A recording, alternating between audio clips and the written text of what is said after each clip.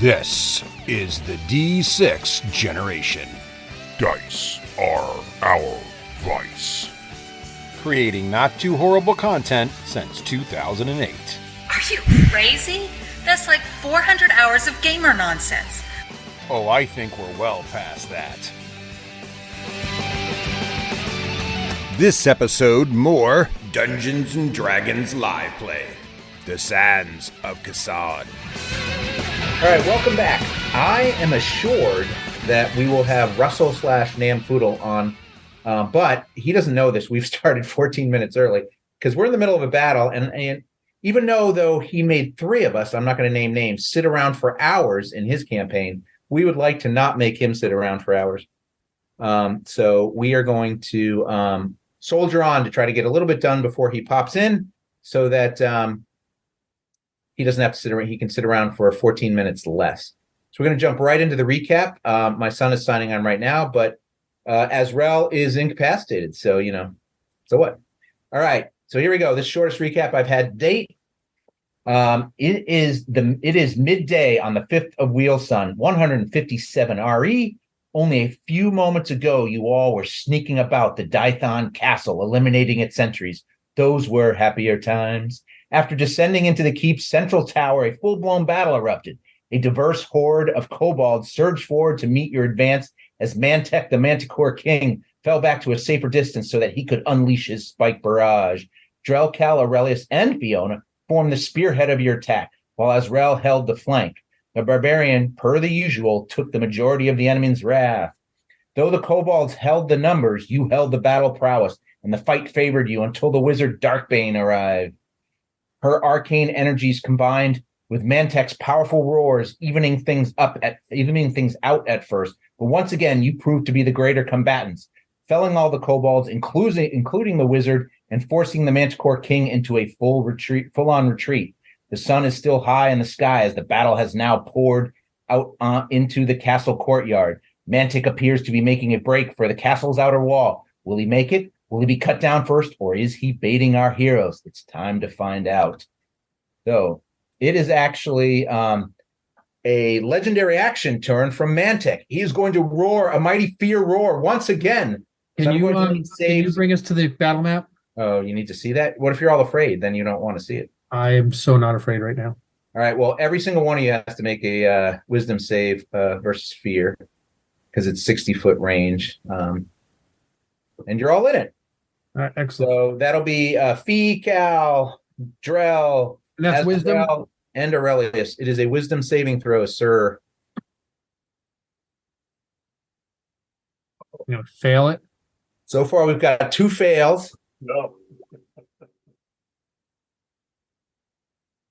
But Fee is not afraid. Fee is not afraid because she doesn't technically die. So why would she be 15? Afraid? A 15 is going to make it, but you had advantage on the roll anyway. I did. Because if your Braves and Ring, you forget about. I know. But I asked last time, and every time I asked, I was wrong about it. So, Well, you were asking about intimidation. I'm very gun-shy about my ring. The other thing you should remember about your ring, don't forget this, is that you get a once-a-day free pass on fear failed save, too. So right. So you would have made it pretty much either way. So it looks like Cal is afraid, and Aurelius is afraid, and it is now Az's turn, who is he's on roll 20. Don't know if he's on the I don't see him yet on I'm incapacitated regardless, but I also would have been afraid. Are you afraid as well? You are also afraid. You are afraid. I'm gonna go switch over to Diablo 4. Let me know when my turn's up again. No, don't be. I'm not actually gonna do that. I'm not actually gonna do 20 years old. See you in an hour. All right. Well, how many side quests do I need to do right now? I'll respect you more if you go get a beer instead of Diablo. All right, ready? Here we go. I'm not old enough to have a beer. Azrael, I said I would respect you more if you did. But all right. Azrael, years aside, it is your turn. So you are afraid and incapacitated. So you can move, but because the only thing you can do is move, but because you're afraid, you can only move away from the Manticore King. Yeah, well, I'm kind of in a good your spot. Shield of Faith is down because you're incapacitated. Yeah, all right, I'll turn that off. I'm gonna make the bold decision to do nothing because I cannot. So yeah. All right, moving along. All right. The Manticore King uses another legendary action and moves and he does not draw attacks of opportunity when he moves. And he's like, see you all later. I will have my revenge.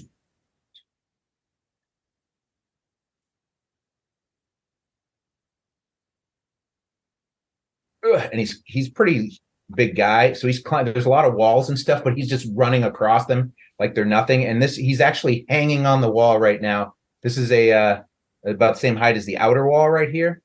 And so it's a little bit lower. It's about 8 feet tall, and he's huge. He's huge. So he's climbing over that.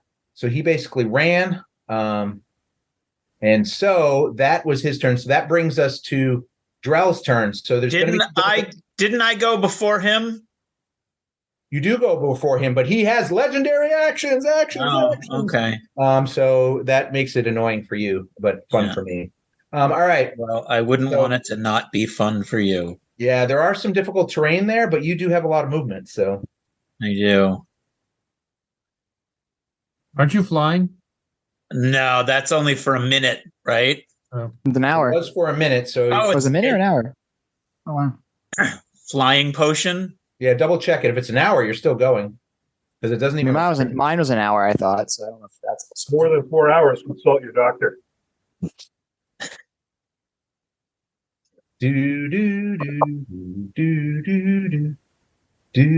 are we doing on the potion? All right. It is going to be good for 1 hour. All right, so you're still flying, sir. Oh, so then in that case, it's not a concentration because it's a potion. So you're not concentration. No. So what happened to the map? Okay, so he looks bitterly. He looks over his shoulder, kind of smirking as he runs away, and then he notices that you're flying, and something about you flying. He has tattered wings, and he just glares at you, and he now seems to hate you more than the others. Well, I'm okay with that. He actually hates all of you. You all fly.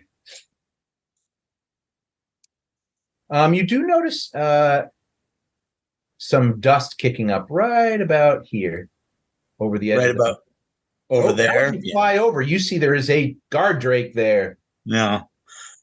And as I'm flying, I'm kind of like running from ruined wall to make it look like I'm like not really flying. Like you're ninja walking? I'm just ninja walking, yeah.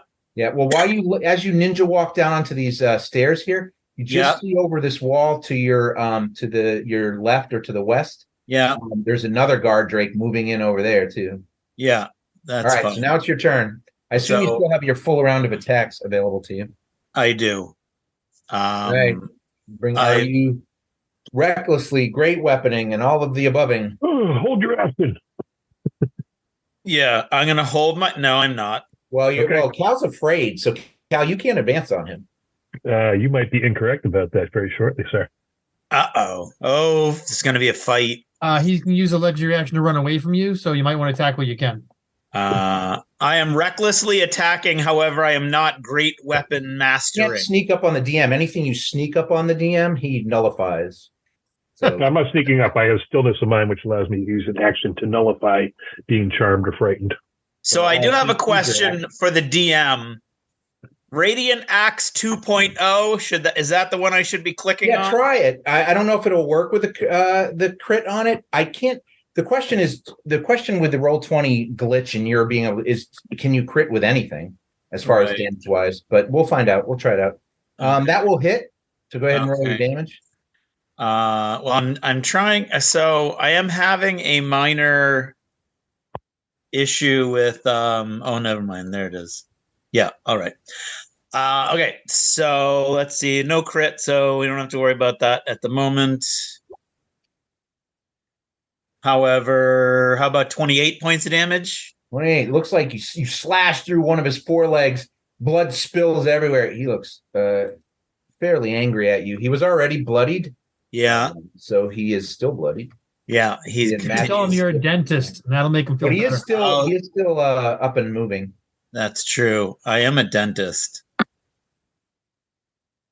22. 22 hits. So you're not great weaponing, I can take it then. No, I am not. Okay. And Divine Fury is not currently available. Not for the second swing, no. No.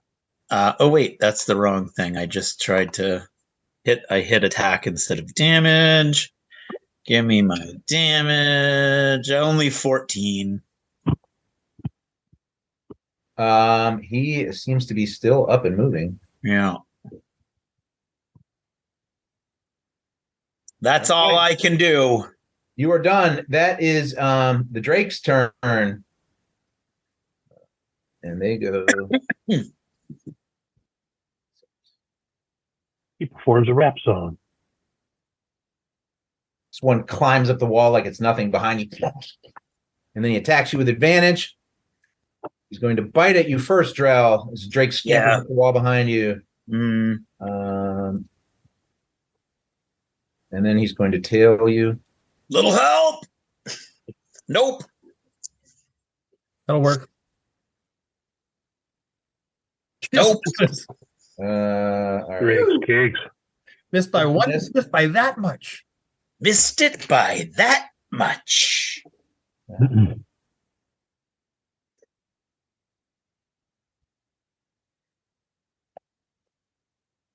All right. And that was his turn, and the other Drake goes. Titty boom, titty boom, titty boom, titty boom. He charges up on Cal. Oh, Cal. Unless Cal is, how far are you in the air, Cal? This is what is it marked on your thing? It's 0, so you were on the ground. Yeah, I think I was on the ground. I was at the ground level trying to fight the Manticore. So okay. So if anything, I was only within 5 feet up. So he can't attack you because he has to move. He has to dash. But he is up in your grill, as they say, as the kids say, and it's your turn. Okay. Those kids. So I take a deep breath, and then I stare at the Manticore and say, "I'm not afraid of you." And I use my action. Still your mind and shake off the fear. Very impressive. And then I come over here to this side of him. He takes You're not going anywhere yet. Opportunity on you. Yeah, that's fine. He is going to. He'll take a bite at you.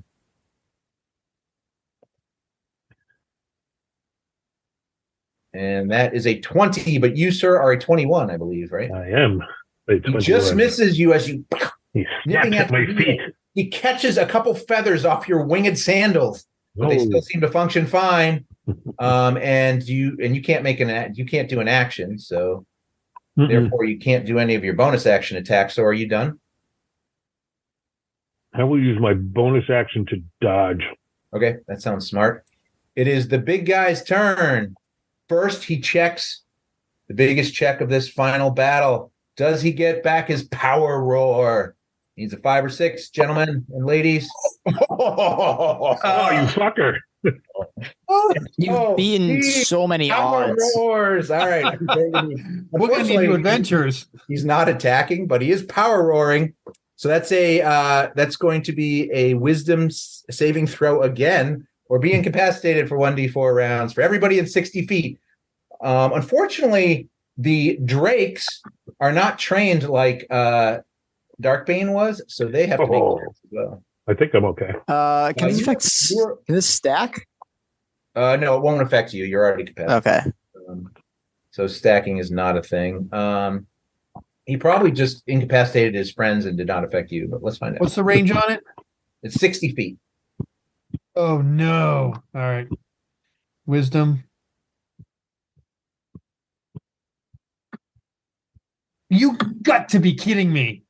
Yay! Did I close my Drake window? That was dumb. Let me open that back up. All right. So let's see what happened here. So Cal made it. Drell, how do you have advantage on that? Okay, so you're telling. So is this one of the something that the ring doesn't help me on? Correct. This is not fear. Well, then I failed. Okay, so you fail, sir. So you need to roll a d4, as does Aurelius. And Fee goes away. And Fee goes away, correct. 3 rounds, baby. I'm down. But the bad news is that one of the Drakes failed and one of them made it. That's the bad news to you. Well, oh, by the way, so Nam, Russ, are you on? Yes, I'm here. We started because everybody was here a few minutes early. So in order to save you less time, Oh yeah, baby. we already got rolling. We did the recap and everything. Well, then I better level up. I'm on it. So you can start your leveling, sir, assuming that all these people survive. All right. Yeah, Or they can start rolling characters. To conclusions. Yeah. Well, they can roll characters. So I can party in the ways for a while. I got all kinds of adventures. I can go anywhere. The world's my oyster. maybe you could meet them in the ways. This whole Kassan thing's overrated. Let's go somewhere else. Right. All right. So the the one made it and one failed. So we'll do a D6 1 through 3. It's the top one that I got to say that is a really cool looking map. Just saying. So Thanks. yeah, I'm good. There's If you're gonna die, that's a map to die. It's actually the top guy. So this guy is incapacitated here, and all right. So that was his turn.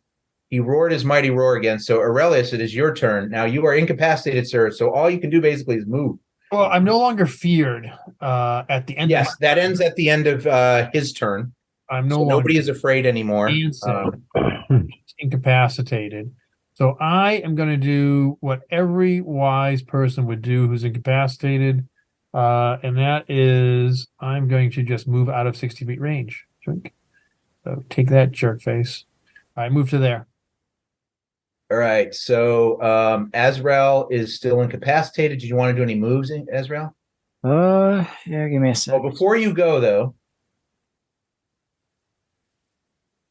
this guy is climbing up this wall. Damn it. 4, 5.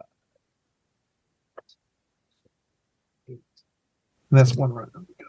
He comes climbing this way. All the kobolds you notice have left their post, but the that you had previously observed up on the towers.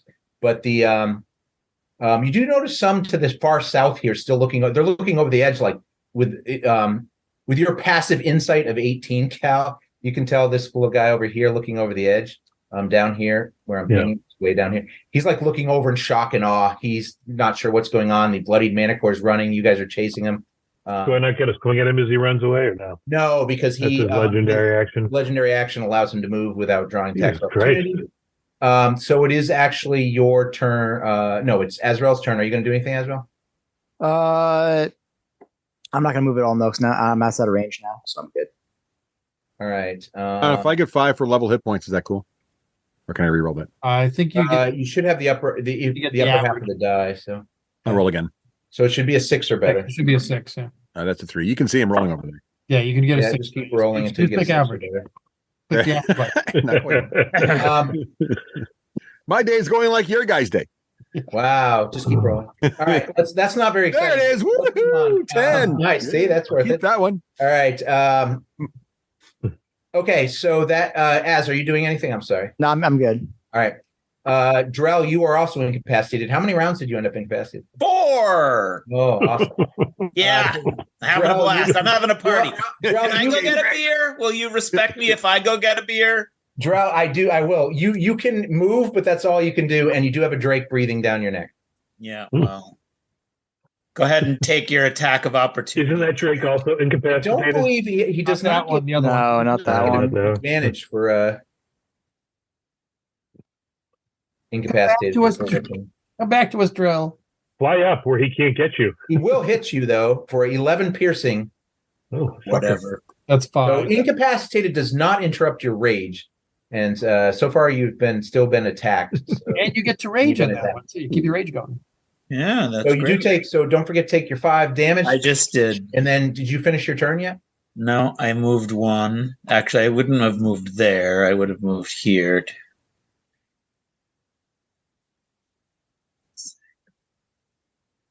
I'm over there. excuse me. All right. You guys have fun. Well, You welcome flew to the away. party, pal. It's now the guard Drake's turn. And it's also the Manicore's turn. And you see the Manicore like Oh, I get to go before the he Manticore. only sees one of you now, so now he's starting to feel himself again. And his guard Drake comes charging in on Cal and takes a couple attacks on him. So he's. I am dodging, so he has disadvantage. Oh, you're such a bad. He will bite out at you with disadvantage.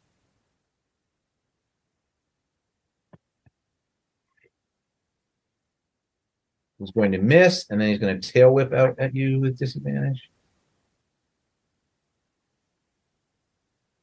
So he missed with an 11, and this time he misses with even better, an 8. All right, so it is as a legendary action, Mantix slows up. He's like, and he moved 20 feet, so he's flinging a spike at you with advantage, but you're dodging, so therefore it's straight up. So here comes his spike of doom flying through the air. This will determine right now if we stay with purple or not. Come on. Oh, yeah, we do. That's a big 26. But he only does 11 piercing damage, so you can try to grab it out of the air, which I think you automatically do enough to grab that out of the air, right? I think I do, yeah. Do you want to spend... D10 plus my modifier. No, I don't want to spend the key point to throw it back. Fling it back at him? He's like all smiling, and then all of a sudden you're just like, and catch it right it out of the air, and I throw it to the ground. His massive jaw with many rows of teeth kind of drops open, and you think he says, shit. All right. It is your turn, Cal. He probably has just signed his own death seal, but we'll see what happens. Go get him. So take your advantage opportunity. I'm going to take my attack of opportunity. I'm going to hit you so bad. They bite out straight up on you because you're no longer dodging. I'm gonna move to this side of him. So 21 hits you for 5 piercing damage. Oh, you fucker! The Drake tears apart your flesh at your calf, leaving it straight and bloodied. My toe, my tail. All right, what do you got, Cal? All right, so we unleash upon the Manticore Man. We're going to take one strike here with my staff. Boom.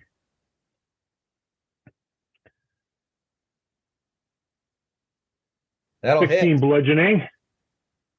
You rock him upside the head, and it looks like his ears are ringing, shaking his head from that massive hit. Second strike. Boom. Crackadoo. 21 does hit. Another 17. 17. How's he doing? He is still standing, but he is shook. You break out. When you hit him that time, you hit him square across the jaw, and many of his sword-length teeth shatter and fly across the courtyard, pinging off stone and rock. Finish him. That's what you hear me saying from a distance. Yeah. What are you going to do, buddy? Now I'm going to use... You can't talk. You're incapacitated. Yeah, you can. You're incapacitated. You can talk. I am going to... Head from the old oppressor Saucel. Come on, you've got players waiting in the wing. Yep. Make a decision. Using my unarmed strike. Here we go. Oh, that'll hit. And he must, this is not the flurry of blows. Now he must make a constitution save or he is stunned. Stunning strike. He is still standing. He goes to make his con saving throw. So you smash him right in the nose with a powerful fist. He gets a 19, which I believe passes your... That does pass, yep. And he just growls at you, blood dripping down his nose from the beating. Do you have any more attacks? That is it. I am out of key points, and I just changed back from my doggy mode to regular cow mode. You can fly up to 15 feet. You still be in range. What's his threat range? You can fly above him so the Drake can't get to you, too. Just saying. Okay, I'll do that. He gets attack of opportunity on you. Well, no, he just flies above him, right? He stays in his so you're at his diagonal. So you're basically 20 feet up. Yes. Did you have enough movement to do that after all your other movement? Just yeah, I think so. I got 45. So 5, 10, 15, 20, 25, 30. Yes, I definitely have enough movement. All right. He's fine with that. I am done. He is actually going to lash out and attack you with all his mighty prowess. So it is his turn, and he's going to make many attack. You're not dodging, so he's straight up on you. So he bites out you first, trying to chomp off your leg. That is a 22. You take 13 piercing damage, sir. Oh, ouch. Let's see. Then he claws at you. 37. And that will miss with an 11 slash. Then he claws one more time. No. Misses. And then an 18 or 19 will miss. And that is his turn. Oh, wait, let me check this real quick. He decided not to use it either way, but let's see if he's got a handy dandy. Oh. He does have a handy dandy roar in his pocket. He's like the master of the roar. All right. It is Aurelius's turn. I check off. Actually, I'm not feared anymore, so I'm going to check off one more turn, and then I'm going to just move because I'm not feared. I'm going to move. I'm going to move here. Actually, I'm going to move right there next to Az. And then the Manticore uses his legendary action to bolt away without drawing an attack of opportunity from from Cal after it. It's Azrael, it's your turn. How many legendary actions we have? 3 a round. They reset every round. Some things Okay. cost more than others, like the volley and his roar cost 2. His move costs 1. Where is he? 70. So he Okay. could move like 3 times. It's an okay distance for me, although there's a tower in my way from seeing him currently. That's another shift. Are you out of your stupor? Nope. I have one more round after this. You are not afraid, just so you know. Yep. I'm just shifting around. I don't want to be too Are you close. done, sir? I am done. He's going to fire a tail spike as a legendary action at Cal with advantage because he moved 20 feet or more.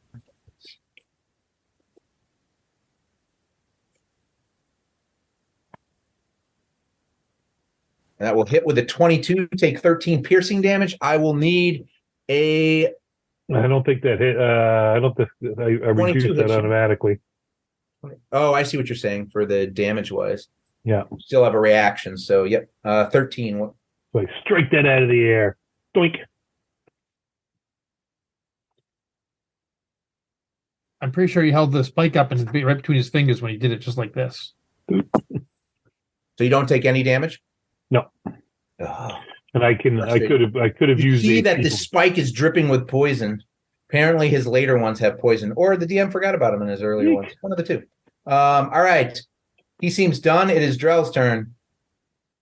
Yeah, I'm gonna move. Always forget.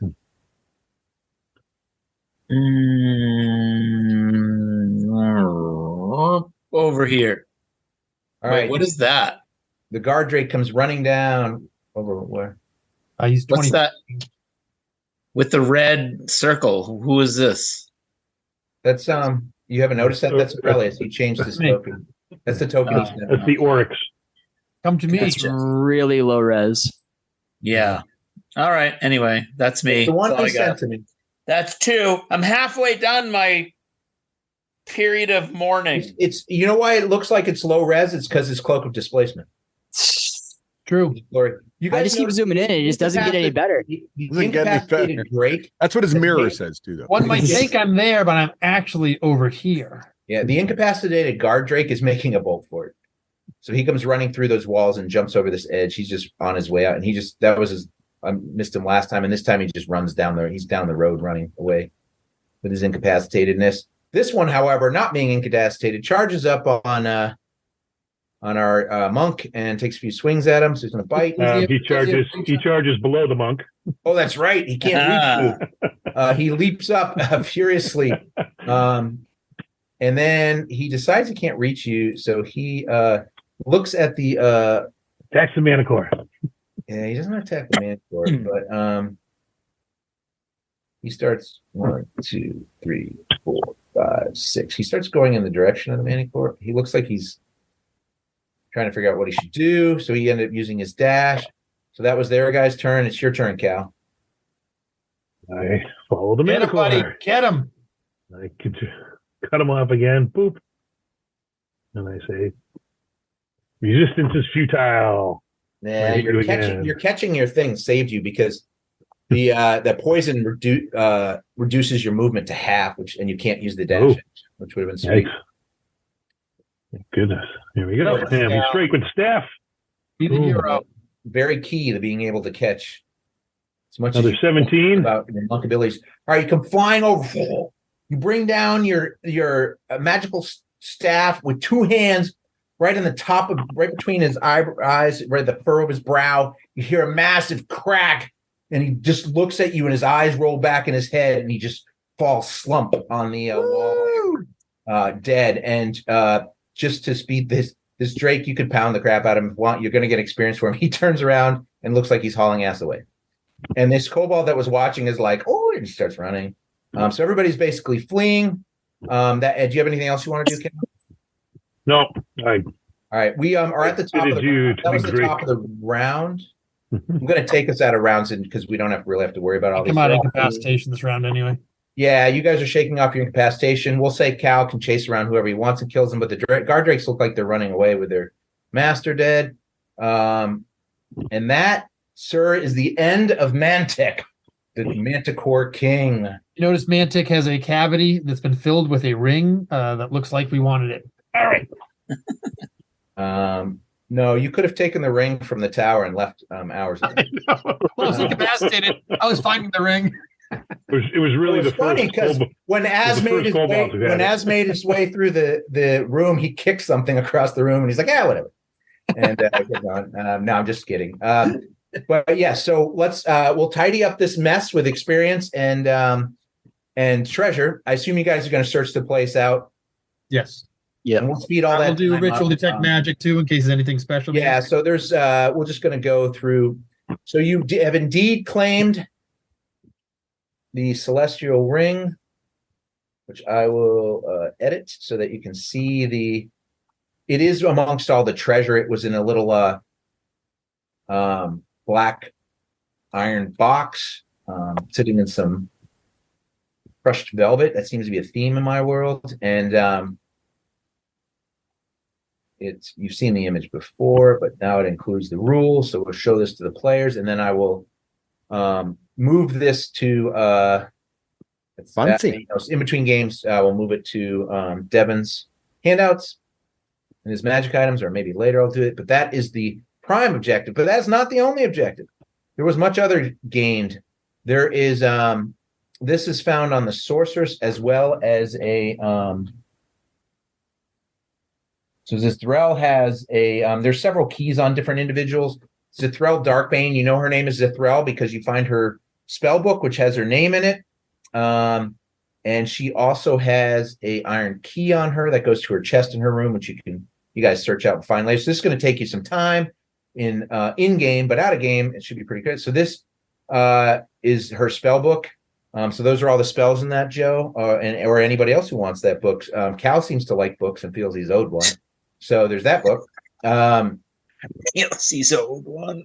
Well, because he gave his book. I need fresh toilet paper. No, I know. Oh, yes, his book. Yes, he mentions it every other session, so I feel like he does. That's the thing. All right, and I'll buy you a book, Cal. The rest of the castle loot is no, it's two people owe me a book of toilet paper. In the jacked kobolds or swobolds quarters, there are 44 copper pieces, 40 silver pieces, and 31 gold pieces. The shield guards accumulatively have on them 51 copper pieces, 37 silver pieces, and 23 gold pieces. This is what we're learning about kobolds. Easy to kill. They don't have much money. The barbed kobolds seem to have nothing on them. Apparently, they gave it all to their barbed king. Zithrel Darkbane, who you now know her name, it had an iron-bound chest. The key was on a leather thong around her neck, and so you got that. So she had 1,543 copper pieces, 245 silver pieces, and 49 gold pieces. However, in the hoard, there were 755 copper pieces, 9,179 silver pieces, so mostly dimes, 2,833 gold pieces, 141 platinum pieces, a large gold bracelet, and 2 gold bird cages with electrum filigree, each worth 250 gold pieces, and the signet ring. So unfortunately, that is all this would-be king had for money. And you took his most precious item along with his life. But experience-wise, you ready for this? So the experience is, I'll give you the total each. I can break it down for all the guys, but you got experience for kobolds guard drakes, shield guards, alchemists, jack kobolds, barbed kobolds, darkbane, and mantic. And the grand total each was 3,196 XP. Devin, you want to Should I be getting this too? Yes. You got. I'll get you caught up, Russ, because you miraculously got that much for your quest for the Vortex Trident. Sweet. 66283. What's the final total? You and the other 66283. you and the other Way Watchers killed so many red caps for that. And there's actually 3 different levels of red caps now, and you had to face them all. Yeah, there are. Red caps. I hate those guys. All right. They give lawn gnomes a bad name. They do. You give one. All right. So that name. Bad name. That is the end of Castle Dython, unless you guys want to come back someday and make it your home, like a summer home, maybe. But it is in quite a bit of disrepair. And yeah, we kind of trashed the place. So we will go back to the I assume you guys will teleport back after clean. So it takes several hours. It was about midday by the time, it's probably a little bit before that, but we're going to call it around 1, if there was clocks, which there are actually quite a few. There's a lot of hourglasses and actual clockwork clock in Kasan. It's got kind of that little clockwork thing going on in a lot of different places, especially the upper city. So you are going to return on the 5th, somewhere between 1 and 2 p.m. in the afternoon. And you, of course, return to Indrizzle's, which works out because he's still there. Welcome back. It's so good to see you. Another successful adventure, I imagine. Very I don't know successful. if you guys rested before you came back or anything. I would assume you got a short rest in, so you don't look quite as bad as you did after the battle. But I assume you didn't take a long rest since it was the middle of the day. But nope. All right. No. So you were back in Indrizzle's. I'm going to move you back to the camel because you'll probably end up there eventually. You guys don't need this map anymore, I assume. And Nam, you are waiting in the camel. You came back to your tower. So the questions I have for you, Nam, you now have both keys to a stable way in your tower at Almac Bay. And the question is, the Way Watchers, when you spoke to the Way Watchers and you met the circle, you're not supposed to keep it open. So they pull their key and you pull your key. And you do have that handy dandy quiver that holds long things. So you can probably shove a trident in there. And so in order to open it up, you simply would need to use a sending stone to Indare, your friend now, Indare, because now you guys have spent like a month and a half fighting together. So you've become closer. And so he is in charge. He's been like the captain, put in charge, Way Watcher captain, put in charge of the tower that is the mirror tower in the Fae. And he and a squad or a contingent, I guess is a better word, of Way Watchers are in charge of protecting that way in that tower and the surrounding area. Yes, I like to keep it closed and keep the trident in my special quiver. All right. The gold bracelet and the bird cage I'm going to put into the group treasury for buying healing potions when they're available again, if that's okay with everybody. So also, Nam, you have, just to be clear, you have the trident of yearning still, and Indare has the trident of vortex. Trident of vortex? Or the vortex trident.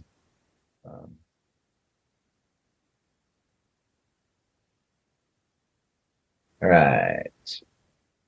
So we are back at the Golden Camel. Unless you guys have any business you want to take up with Indrizzle, I will move you back with Nam to the. We can level right now, though. Yes, that's what we're going to do. So you guys obviously are above. You're a few thousand into your next level, about 18,000 away from. Oh, level 11 now? Sweet. No, you're 10th level. Oh.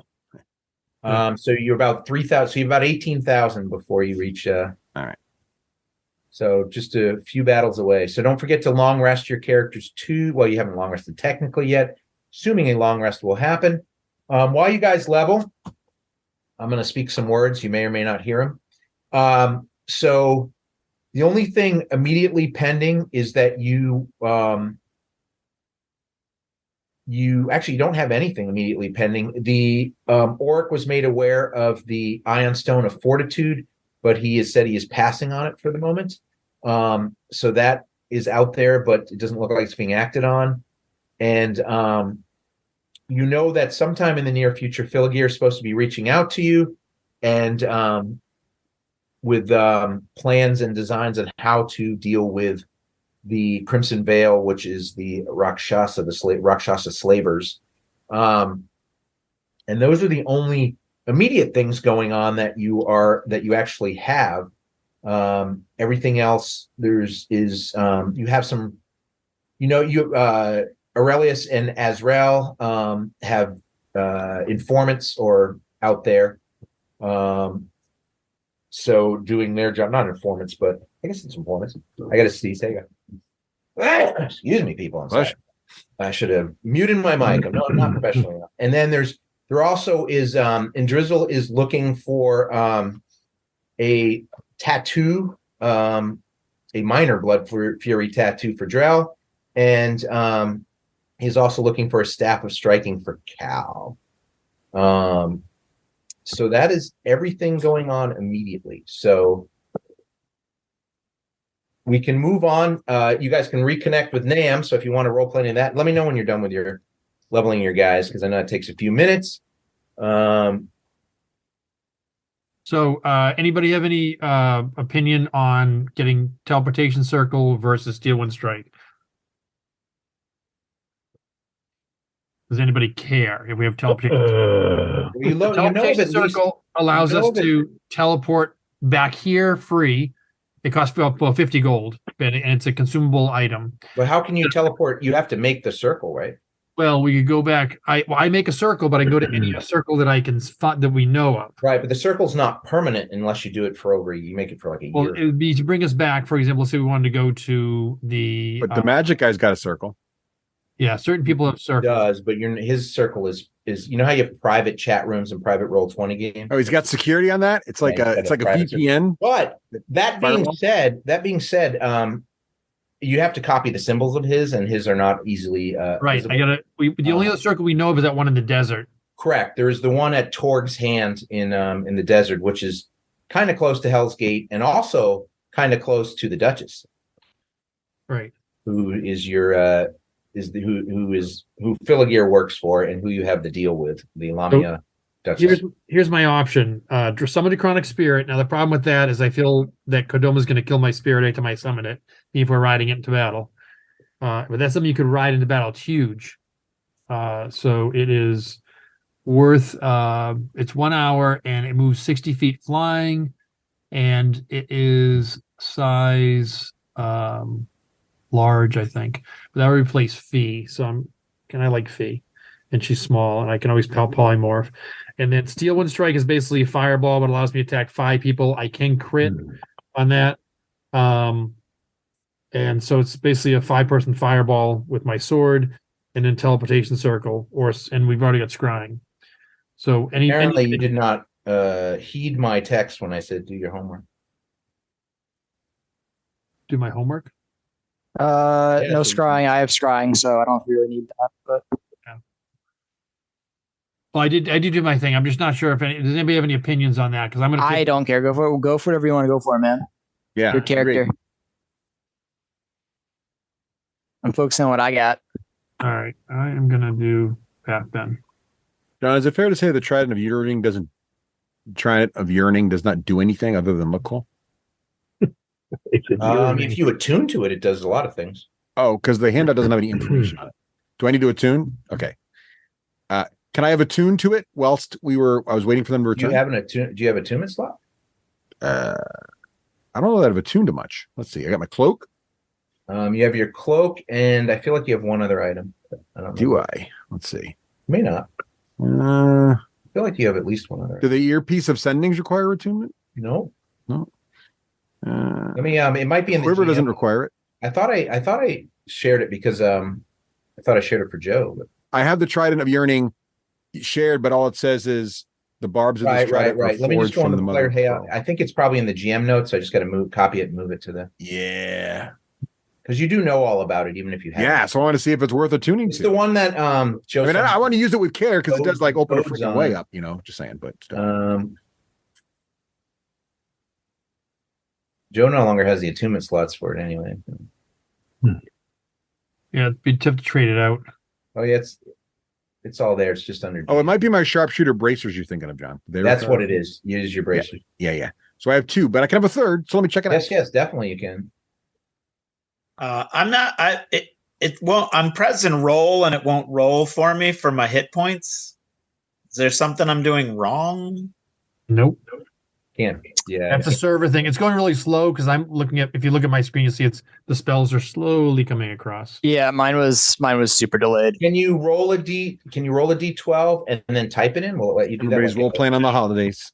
Maybe you can. I don't know. I've never tried doing it. Well, that or also it could be. No, I alternative did, and too, I but- rolled a 6, so that means I take a 7, right? Or do I keep rolling No, till I get above this? I usually let you keep rolling. Okay. A lot of people play with the average if you don't make it on your roll, but Yeah, Nine. everybody rolled 9. So 9 is your roll. So then I should be able to manually put 14. You should. I don't know. Yeah, you should. You just put 9 in it. It'll automatically calculate your constitution. Because I think there's It didn't do that though. It will. Oh, you mean if I put a 9 here? You put a 9 there, Yeah. it'll automatically add the 5 constitution later. And then I should hit next. Incorrect. That's right. All right, look at it now, Russ. The trident of yearning. Wait, Ties. it's missing one important attribute though. The trident is. Yeah.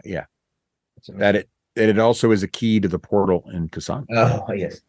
Well, that's the most important attribute. Yeah, but that's not a function of it. That's a function of the way you create it. No, I know, but this is it. Like I can't move that function, right? Like this is the dude. No, you can find 2 other matching magic items. Oh, cool. Keys, Okay. yeah. It's not attached like the staffs on the thing. They weren't. The reason they wanted the clapper for the thing was because it was a powerful equivalent of the staff that was on the other side. Because it was designed for it. You just have to have 2 of the same keys basically on both sides locked in. So it's more about pairing items than it, but the portal has to exist to begin with. Otherwise you can't do it. So Really? So you're putting the money up too? Oh, dude, this is the Aquaman trident. I love it. I can, do you want me to give you the power to edit it and then you can add whatever you want to it? Just don't mess with the powers. That's not what I wanted to do. Oh, he already did. Thank you. There you go, Red. I'm giving you the power to edit, so if you want to add the key thing to it, you can. All right. How are we doing with leveling? Oh my god, this is amazing. I'm all done. I had nothing to choose. I thought it was going to be super easy. I did my homework, but it's not doing anything. Yeah, Oh, you're that's not working? I'm in holding. It's just slow on the. So, but it's not like I get a All right. Well, I get a path feature, and it's not offering me any of the features or anything. It's just not doing anything. well, you get what you get. I know exactly what you get. It's a Yeah, I get like a inspiring, zealous yell. Well, it shouldn't offer it to you. It should just, That's it. Oh, so if I just go next, it's just going to yeah, do you that? don't have to select that. It's an automatic thing. So it should put, when you're done with it, it should put it in your abilities. Yeah. The only time, yeah, you don't have a lot of selection as a barbarian. No. It's usually spells, or if you get to feat, the times like when you're every 4th level, you have to decide between ability increase and feat. So that's when you'd have to. Right. All right, we're going to continue on because until you get into combat, your levels won't matter quite as much. So, are you going to rest for the rest of the day? Yeah, Nam just wants to point out that I'm gone for 5 days and the place is a sty. I'm finding there's beer bottles all over here. What are these things in the middle of the room? There's like Bernie bots, every flavor, beans spilled all over the place. What have you guys been doing? I've been gone for like not even a blink of an eye. You must Smells have, a little bit like when you take a crap. you must have done that yourself in the 5 minutes you were here because you have an entire staff that picks up after you. Well, I did have a bit of a binge getting back. Damn, not the blue pills. Use the red. You are actually insulting El Hess and her staff by claiming that has happened. But they are. Look, right on the screen. I can see them. They're spilling all over the place. I don't say. All right. That's dates. No, what are these things? Oh, there are some bottles on There's bottles spilling over the. Those are not there before. Those have always been there. That's from apparently the staff was partying while you were out. Well, did they add Bernie Bots? I mean, that's the new thing too. Looking over there. It's chimchi. Oh, the jelly She's beans. getting hammered. Yeah, right. Those are maybe I'm just overreacting. Maybe the accoutrements have changed while I was gone. no, those have all been there. That's how you got. Actually, if you look closely at those are all the things that Snow Fury ate to die. Oh, that's right. So you're quite familiar with. I ended up with a cool cloak, so I can't complain too much. They just constantly replenish your food sources. So they're always those are like the candy dishes. They just keep filling them up. The fruit dishes. So you always have fresh fruit and fresh nibbles, nuts. Are the spilled drinks so the dog can drink them? Is that what that's for? Those I think came with the room. Okay. No, I think I might have put those on there. I don't know why those are there. Those are from partying. El Heston and her staff went to pick them up, and Aurelius said, "Don't touch those. I'll get those," and then he never did. That's I was right to begin with. So they're actually Alahus was actually following. Aurelius has made a mess, as I predicted. Story of my life. All right. So the rest of that day goes by uneventfully, assuming you guys don't have anything you wish to discuss. Early the next day, so we are on the 6th now of Wheel Sun. Early the next day, Nam, you get a ping ascending on your Drugar ear cuff from Filigir. And she basically states, we need to meet this evening to discuss your next move. Make it late this evening. So usually that means between 10 and 11 in the evening. All right. Where does she want to meet? She's standard location, she said, which is the Stout Brewery. Stout Brewery. All right, Phil, I informed the rest of the crew, not back 10 minutes, and we already got a meeting at the Stout tonight. All right. So is there anything that you guys would like to do that day before your meeting? Are we already full rested or no? Yes, do your long rest. Okay. This is the next day, so you've gotten a full evening's rest in. Everybody should be full and healthy, and leveled up. Interestingly, I don't think so. Are you done leveling, Craig? Just out of curiosity. No, it never populated, and okay. I'm reviewing, and it's not showing me anything. I can just, and it's not allowing me to apply changes either. All right. Did everybody else level? I did. Yes. Yeah, too. All right, so now it's you, Craig. Yeah. So you could try canceling and starting over. Yeah, I've already done that once. I'll do it again. It still didn't work? All right. Where would you like to go, traveler? Well, here's what we know what your hit points are, and you know what your ability is, right? Vaguely, yeah. What's it called? I can look at it. I had it open. I had the book. I just want to look at it so I can help you with it if it comes up in battle. If you can't level between now and your next fight. There's also an important question of I'm going to be deattuning from the Cloak of Protection. So if anybody wants that, it is up for grabs. It is an attunement item. All right. So with the Cloak of Protection. That's a +1 to your AC and +1 to all saves.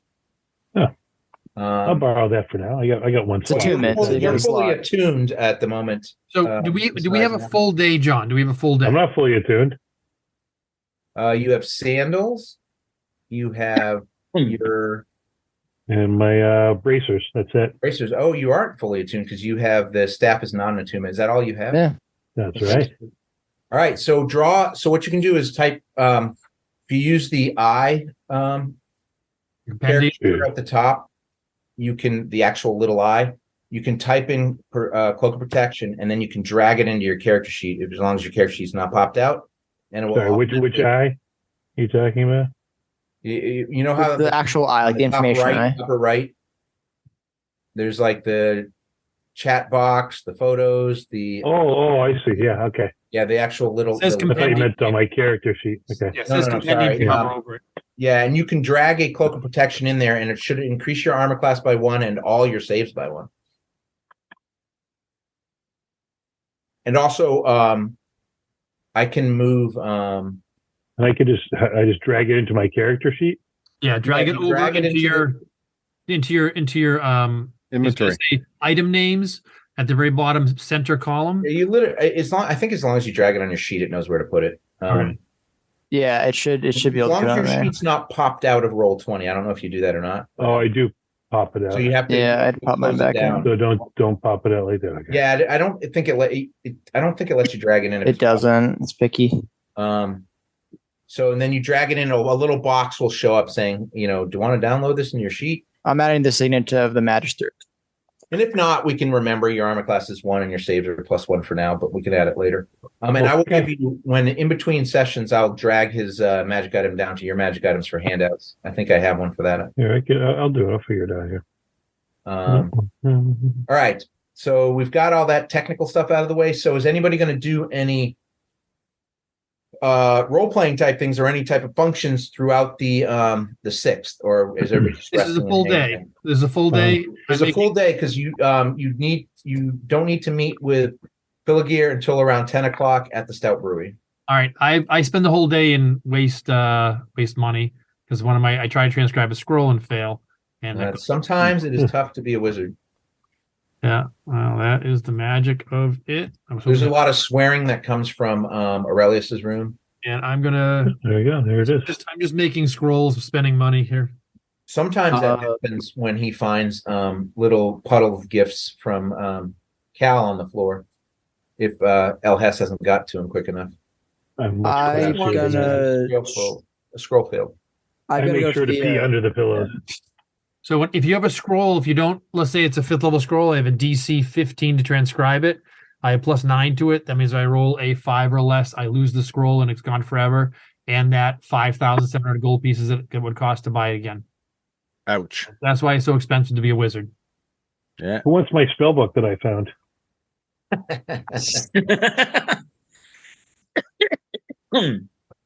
It will only cost you 1 tome of understanding. I'm just gonna drop by the Crescent Temple. Are you going? I gotta do that. Perfect. Lunar Temple, and I'm gonna drop off some money. I'll text that after. All right. Yeah. Are you doing anything else besides that? No, that's all I'm doing. Okay. I gotta respec some spells. You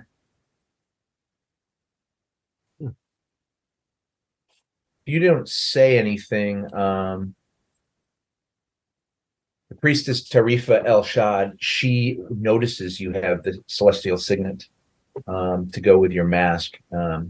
She just kind of picks up your hand as you at one point and looks down, and she looks up at you and nods approvingly. And she says, "Things are starting to come together, my brother." And she is very appreciative of the coin.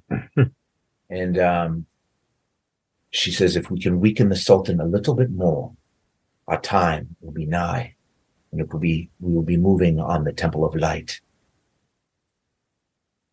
The Chosen are putting things into action. A little too quick, but the time is coming. They are ready. Excellent. Seems Sahanin's will is being exacted. We must be patient, and all shall fall into place.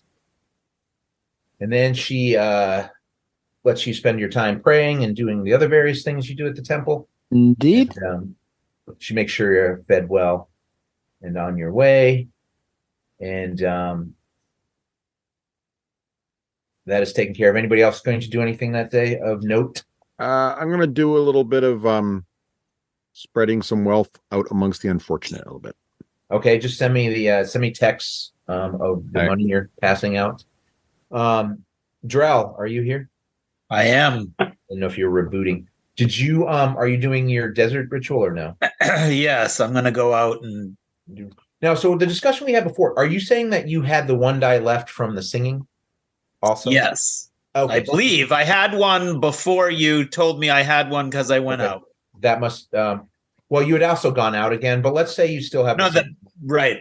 The one time you gave me that I went out when I didn't say I went out, and you said that I had time, so I went out. I'd already had one that I hadn't used from the singing.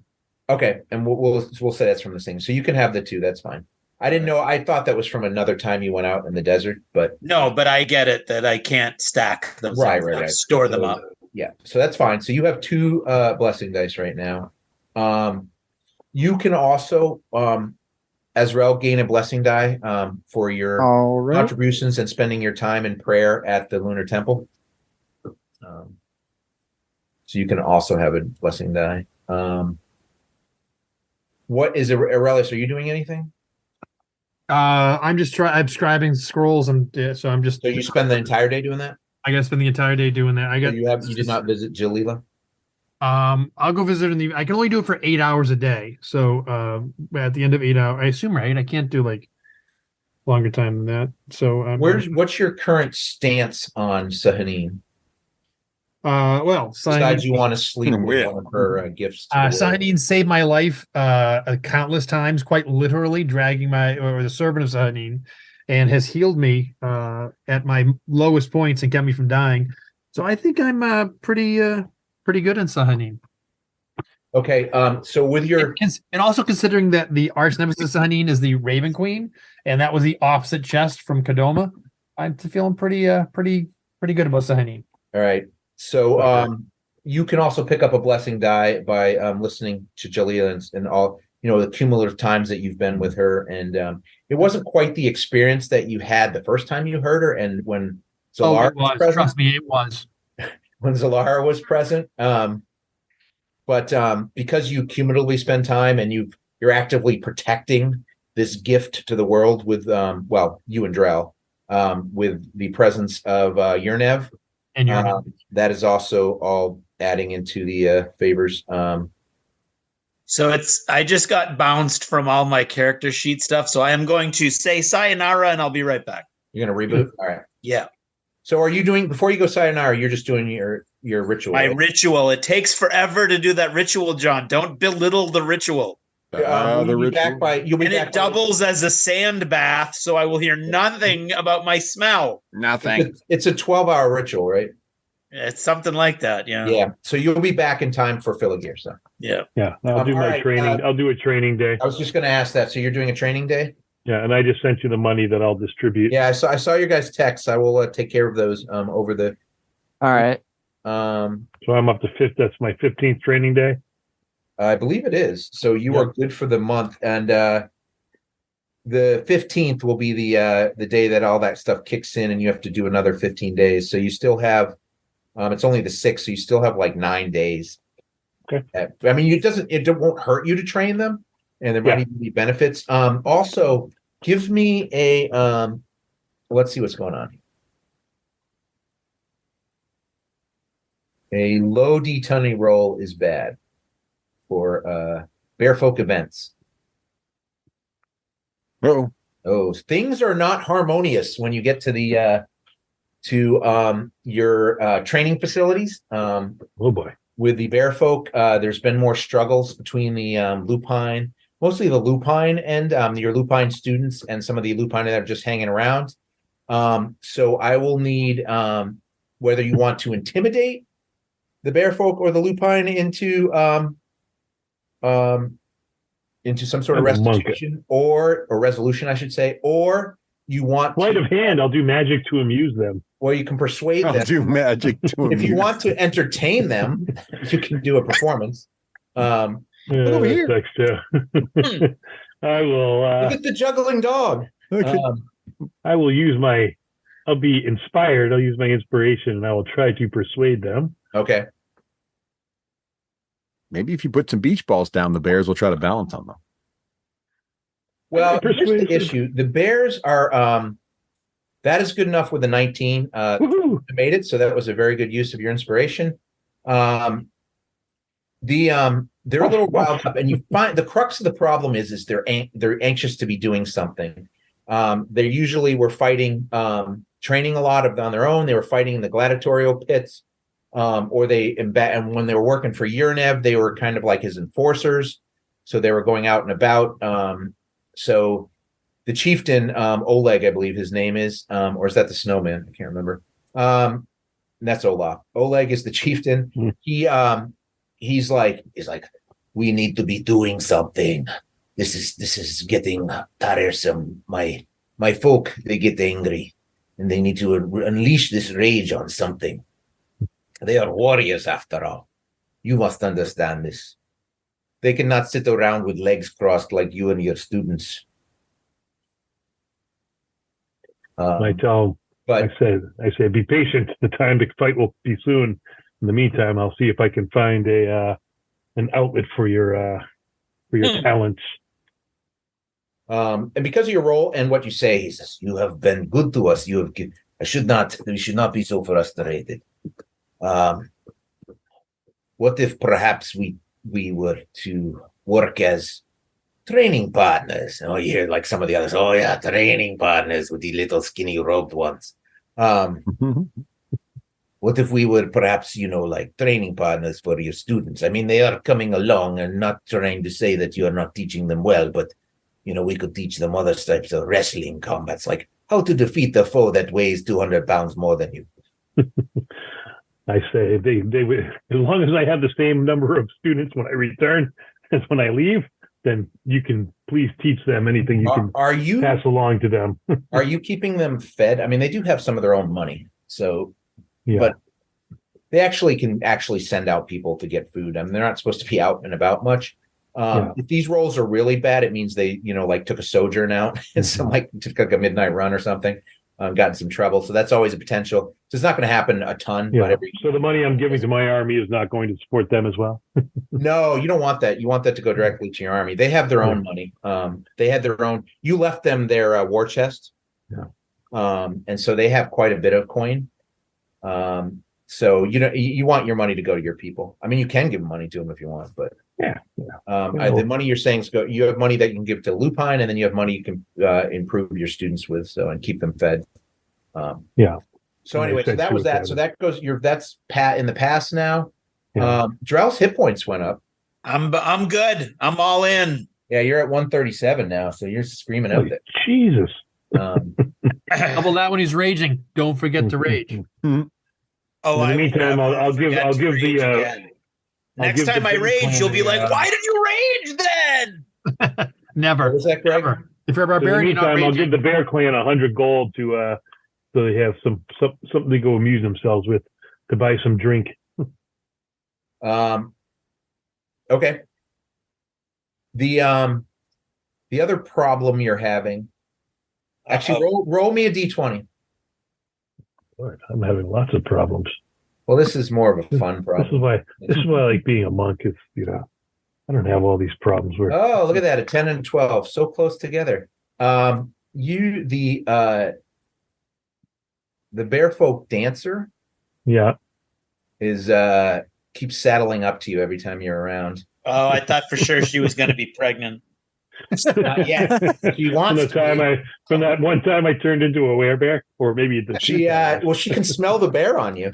I thought it was going to be me at first, so I feel bad.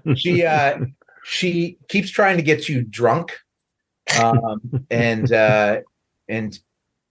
she doesn't seem to be particularly she's not a speciesist. Yeah, she's not particularly mated to one of the individual bears folks. And her name is Yulinka. So Yulinka is taking. She likes you because you're not as big and furry as the others, but you are wiry. She likes you because you are petite, like a baby. She can carry you. She likes how flexible you are, that she can bend you like a pretzel and you snap back. I make a mental note to bring Nam with me next time I go. So she's into. I can satisfy her needs. Whether you return the interest or not is up to you. But she's in, and she's one of those people that doesn't have a very high insight when it comes to those type of things. So she thinks you're in, regardless. All right, I think you're in. Wink. Right. I wink at her. Wink, wink. All right. So Namfoodle, are you doing anything? I texted you what I'm doing. Oh. But is it something super relevant, or are you just giving me money to give away? Well, it is. I'm looking for ways to really make the unfortunate start to have some. Oh, that'll actually be very helpful. Okay, so one of the things that happens. What time did you go out, Aurelius? I always bring dinner and food to the unfortunate every evening. All right. So dinner time. Something real quick. So Nam, you are you out and about most of the day? Yeah, I'm out because I'm trying to really start working with like organizers and getting things together for these guys so they can become a little more active than just. Well, so what might end up happening, what might make the most sense is if you actually go with Aurelius. He has a lot of contacts there, and a lot of people come out for Jalila's gatherings where she sings and where because everybody's there, because it gets everybody kind of fired up. So you could then work through the crowd. And yes, I'll do the crowd while they're doing the entertainment. Okay, so you can be out with them at the same time in the evening. He can kind of introduce you to those folks that are involved, and you can do what you're saying with them. Now, do you want to give the money to particular people? The problem with the unfortunates at the moment is they don't seem to have a singular leader. A lot of them are looking to Jalila, and obviously they look to Zalara too. She is probably the one considered the leader of the unfortunates. She also often makes appearances, not as much as Aurelius does. Sometimes she's there when he's out of town, but she also is at a lot of these rallies and working. So you bump into her and can spend some time with her as well, catch up on things, because she is there as well. What about me? I am an unfortunate. You're not hanging out with us. Now you are. These are my people, though. So just before you went out, though, El Hess comes. You're just getting ready to head out. You packed up some of the food that El Hess from your dinner, because she's learned to feed you early, because you go out and then have dinner with El Hess, or put food out early. Whether you eat it or not is up to you. Salim has arrived. El Hess tells you to speak with you. You're back at this time too, Azrael, if you want to join in. All right, yeah.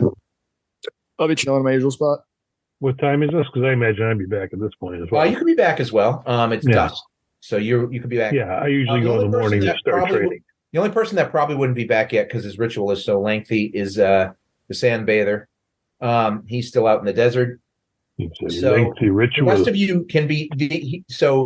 El Hess calls you to the courtyard, and I assume you go out there, Aurelius and Azrael. Anybody else who wants to join them, but she doesn't. This associate is Aurelius, and technically is Aurelius's associate.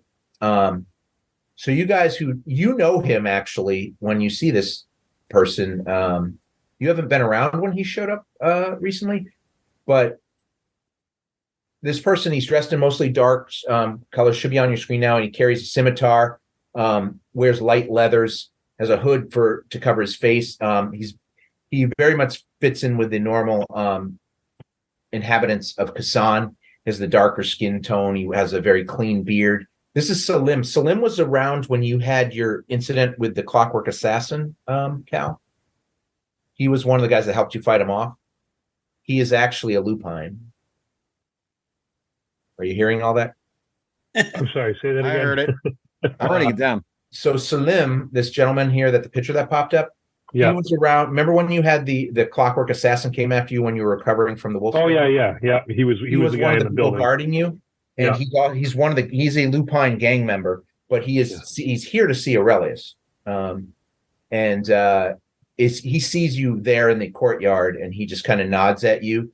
You can tell with your massively insane passive insight of 18 that he's a little on guard that you're there at the same time, because this is kind of side work. But he just notes your presence, but doesn't really say anything to you. And he goes up to Aurelius and he says, "It is good to see you, Sahid.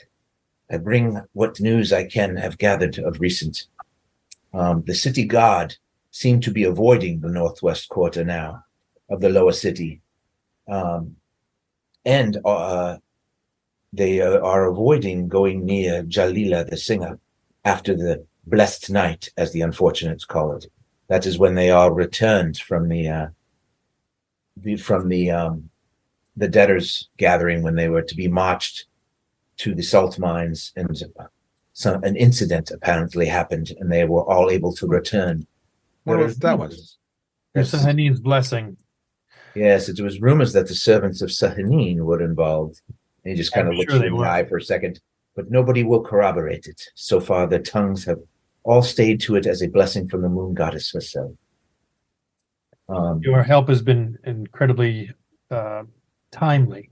I would also ask you to stay on and be my eyes and ears as long as you are willing to do it within the city, and make us if anything else comes. Yeah, he's 7 gold a day or 5 gold. I was trying to see. I think he's paid out much farther. Where is he? Yeah, I am. I paid him for 50. Yeah, he's paid out. He's paid out till the next month, end of the next month, so he's fine. He says, I have the other news that I wish to impart to you. There are rumblings in the lower city from the merchants. They are being squeezed. Prices are rising for materials, tools, and ingredients. They are concerned that this is coming down from above. There is also an underlining worry or concern that there is an increase in taxes in the near future. So tell me, the merchants complain. Who leads these merchants? Who would be the person to talk to about this? Who leads the merchants? Like, what would be the best way to go about? Let's say that the goods are being held up by. There are many merchants. Unfortunately, unlike the upper city that has the ones known as the noble serpents, there is no guild at this moment for the unfortunates merchants. They are. Do we know who holds up? Scrapping to survive like the rest of the unfortunates. Do we know who holds up the supplies to these merchants, or is this unknown? All the supplies come from the warehouse district. If there are rises in their costs, I'd imagine that comes from on high. And he looks over his shoulder towards the north, which is where the Sultan's compound is. Do we ever talk to the gluttony? I don't think we did. No. Oh no, you didn't. You didn't. You were going to send a sending, and then you never did. Okay, Salim, do your best to keep an ear on this from the merchants. Tell them that there will be relief coming soon from Sahanin and her servants. If you may spread the word that you have heard. Well, it is spoken amongst the people. Perhaps you would wish to know this too. And he kind of gestures to all of you gathered there. It does not go unnoticed that the coin of the chosen flows through the unfortunates district. So this has helped in some ways. Right now in Oryx's head, he's like, damn, those copper and silver go a long way, not knowing Nam distributed money. Well, Nam hasn't done that actually yet. That happens after this, but he has put some money too, but other people have too. But has been, to this point, it has mostly been pennies and dimes. All right. So if that is all, I unfortunately do not have any. Perhaps it is a good thing. I have less information than this, and nothing extremely concerning at the moment. Nothing pressing except for this: the merchants being squeezed, as they say. Watch! I will tell you one thing. Watch your back, leaving us, because we are being watched here. So leave cautiously, and make sure no one follows you. There's always Sahid. And he looks past you to Cal before he leaves, and he just nods to you, Cal, and he says, brother. And then he turns and leaves and he kind of gives you a slight head bow, shoulder bow type thing. And he leaves. I nod respectfully back. He leaves your facilities.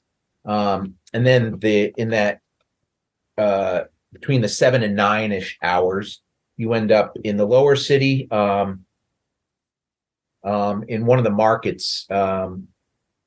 You've been at the Peddler's Bazaar, but there's a few other markets there. And she moves around a little bit to spread the word. And so, and you guys do notice when you're there is the mighty form of Yernev always to her right. He's got a cloak on and not a turban, but like more of a headdress type thing on, trying to cover himself to some degree, but he stands out pretty massively.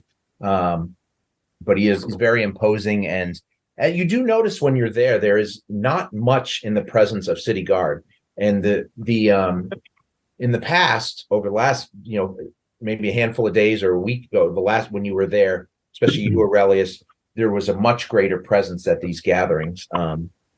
But they seem to be stepping back for now anyway. At least that's what it appears like. So the rest of that evening will go on eventfully unless you want to speak to, and Nam, at this point, you can hand out the gold that you're talking about and look to, you can speak to people. Give me a investigation check, Nam. And I'm trying to find like people who might also be like good secondary leaders, like right. That's what I was lieutenants and sergeant type folks eventually to level up and become sort of like passionate about the whole thing and work with the current leader. So you said insight? Insight's a good one. If you're talking, but also investigation. I'll use investigation, and I'm going to use, we just had a long rest. I'm going to use my inspiration. Correct. So you do have inspiration. Yeah. So insight with advantage. Here comes. So that is a 16 is my better. Not bad.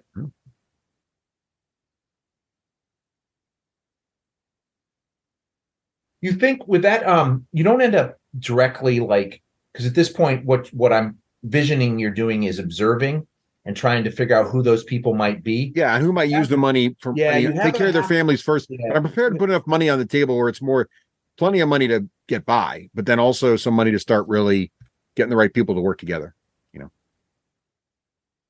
Yeah, you believe you've identified a half dozen or so potential individuals, just listening to them talk and interact with the other unfortunates, what they say about the gathering. You do pick up a lot of just kind of gossip in the things, and there's a lot of talk of the chosen. Now, are you walking around? Are you cloaked at all? Or are you being yourself? I'm being myself actually at this point. Are you walking around? Are you being yourself? You said. Yeah, I am. Yes. Because Aurelius, for the most part, is up on the. It's not really a stage. They usually roll some carts together, or wagons together, and kind of create a makeshift stage. And there are some musicians. I mean, there's stuff going on here. People already know that there's stuff happening. So I'm going to be. You are actually getting. You're small. Yes. So at first you're picking up things before, but then when people start to see you, pushing, they're like, "Who's this child pushing his way through the crowd?" And then they look down and they're like, "It's chosen," and so that kind of adds to the event that there's another chosen here because I'm no chosen, simply a simple man like yourself. And a lot of them are like, you do not choose Sahanine. Sahanine chooses you. So they still call you a chosen. And if you can choose your own destiny. I'm walking around kind of getting to them. Yeah, and they're all in, especially with you there, they're more, they're more open to talk. And so you can pick up on and you can read some people. So I'll give you a little bit more information on that between sessions of who you identify. So you said 6 to 8 I found maybe? Yeah. Among the so I'll help you. You can narrow that down with a few more visits too. But this one gives you a good idea to. Yeah, we want to set up a 3-round interview process, and maybe we'll have a second round, maybe a panel interview. And then we'll work our way through it. All right. All right. Well, Ben, perhaps you want to send me your interview process. No. So you said 6 to 8. I'm making a note. Just good leader types amongst you. And so that's who you pick out this first time. And so perhaps a few more visits will give you better, a more solid insight of who's actually more committed and better for the cause than who's just talking it up in the moment. But you do have a decent idea. You guys return to the camel and then wait for Drell, I assume, and then head to Filigree's? Yes. All right. Yeah. I'm going to move you to the Stout Brewery just for the ambiance. Your character's tokens may not upgrade until you open your character sheets and mess with them. There is something about that that happens. They don't seem to auto-update. Maybe when I first move in there, we'll see. But you should all be there. You are at your usual bar.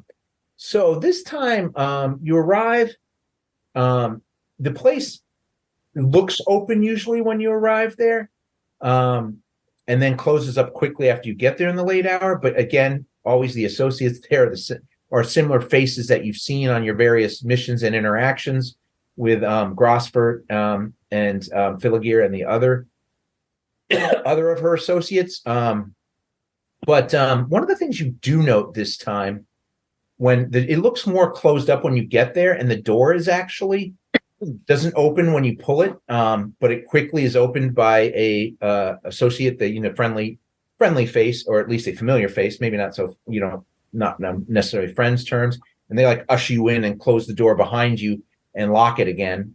But everybody is there similarly as they have been in the past. Again, every face you look at is at least an associate you've seen at this point, and most of them are veterans that you've seen. Some of the dwarf archers, the crossbowmen are there that worked with you in the warehouses. There's a couple desert skirmishers there that are a little more none of the low end associates that you've seen there.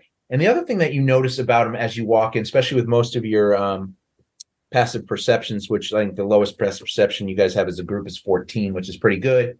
You notice that much of their gear is new and upgraded, whether it's their crossbows, some of their leather armor is cleaner and newer or been repaired and fixed.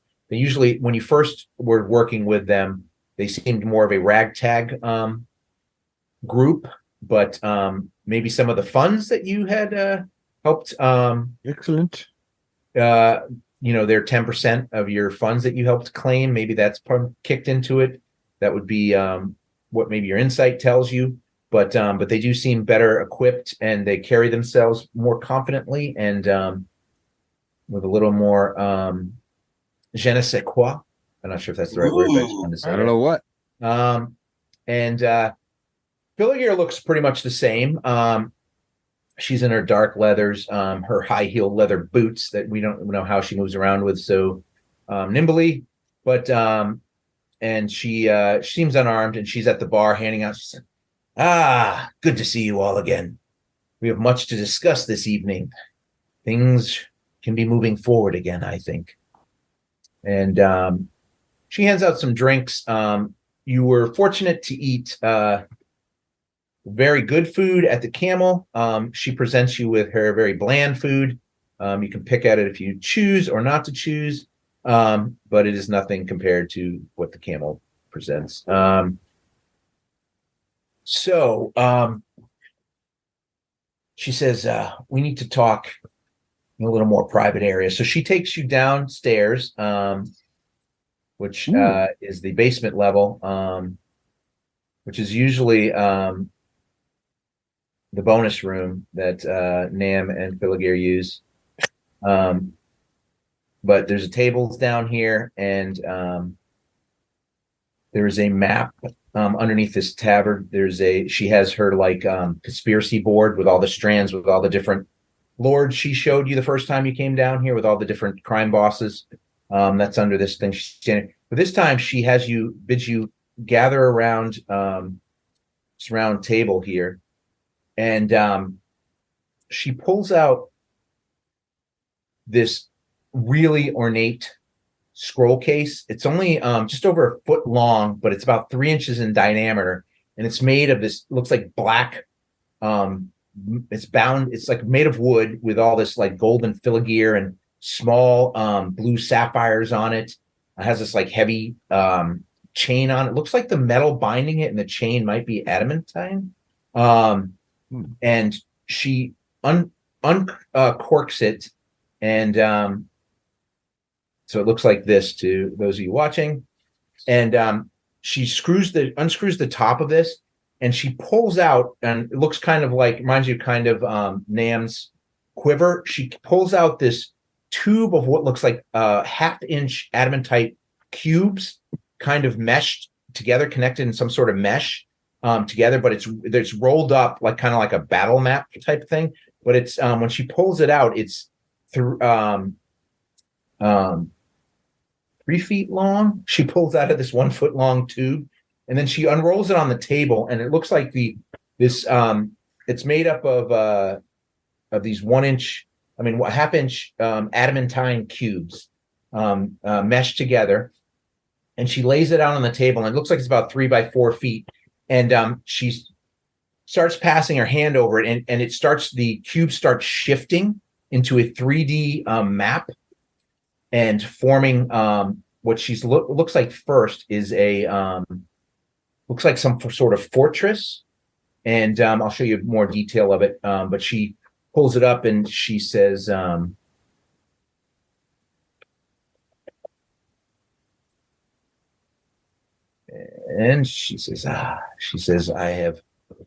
my associates have been working hard at identifying perhaps the best ways to deal with Crimson Veil. And I've come to this thought and this idea based on what we could learn of them, what I previously known them, and the Duchess's input. It will be quite a bit different than the Maelstrom. It's not about strength with Lord Dahir. It is about respect. It is about getting his attention. And this should be our first goal. And I think the best way to do this is to disrupt his financial interest, to show them that you are worthy players in the game. And there are two major financial interests for the Rakshasa here in Kasan. One is their gladiator training keep, and the other is an auction house.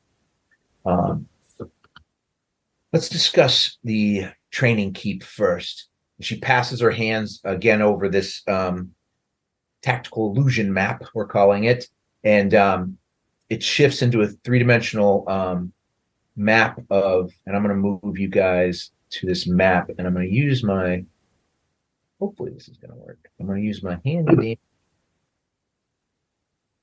player eyeball to show you this map. Now I'm trying something new with these maps, which should make Cal and other flying people happy. So I'm trying something different than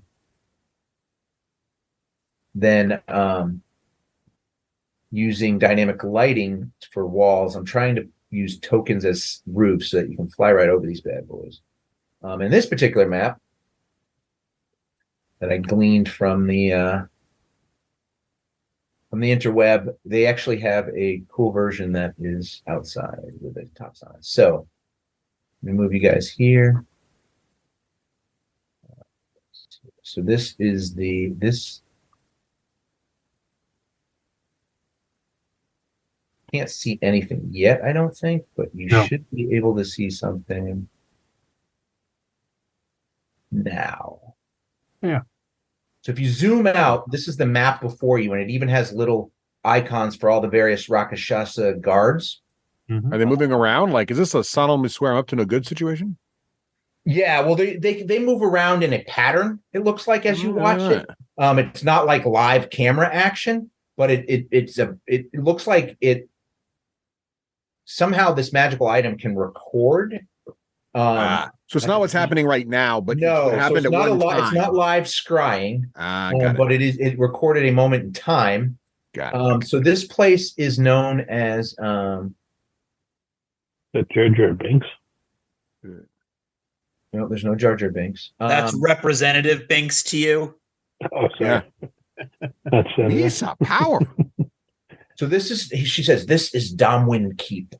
It is located in the Gladiator Quarter of Kasan, along the southern walls. This is a pretty good stronghold, considering it is guarded by Rakshasa. Now, according to the Duchess, these creatures known as Rakshasa, they're fiends. They are not usually, they do not show themselves to be what they are. They're capable of disguising their visage to any onlookers. But here, under the acceptance of the Sultan, they proudly show what they are. Getting to the Lord Dahir himself directly, as we did with Yernev, would be almost an impossibility. He lives in a mansion that has every conceivable magic protection on it. They even say, according to Duchess and others, that its interior is an entirely different dimension, and so you must know the proper password to even get into the mansion itself. Its exterior is but a shell, but that could be rumor. So the thought is, instead, that you take down two of his underlings and that can be in the form of assassination. These are evil creatures. I know some of you, and she kind of looks at Nam and winks at him, have more moral qualms than myself.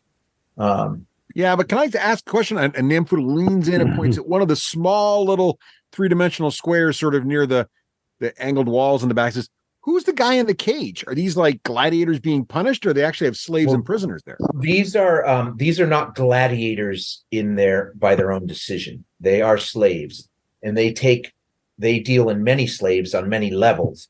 These are the strongest ones that have the most promise. They bring them here, and they're amongst their gladiators. There are veteran gladiators and gladiator trainers that are much more loyal to the Rakshasa and have served with them for a long period of time. Some of them have brought the Rakshasa and themselves glory within the arena and made a name for themselves, and so now serve as trainers for the Commodore. And she waves her hand, and this 3D image comes up of a Rakshasa. And she says, this would be your target at the Domwin Commodore. And it looks like this massively muscled Rakshasa in this robe, like the silk robe with a huge falchion-like weapon. And he says, this one is known as Commodore Ukresh. He is unlike most Rakshasa who are manipulators. And, they deal more with individuals choosing to use coin and their wiles to manipulate those or others as their tools. He is his own tool of death. And he is quite capable of dealing it out on a regular basis. He runs this keep with an iron claw. Sorry for my dog's background. Just pretend it's the dogs outside of Stout Brewery barking away.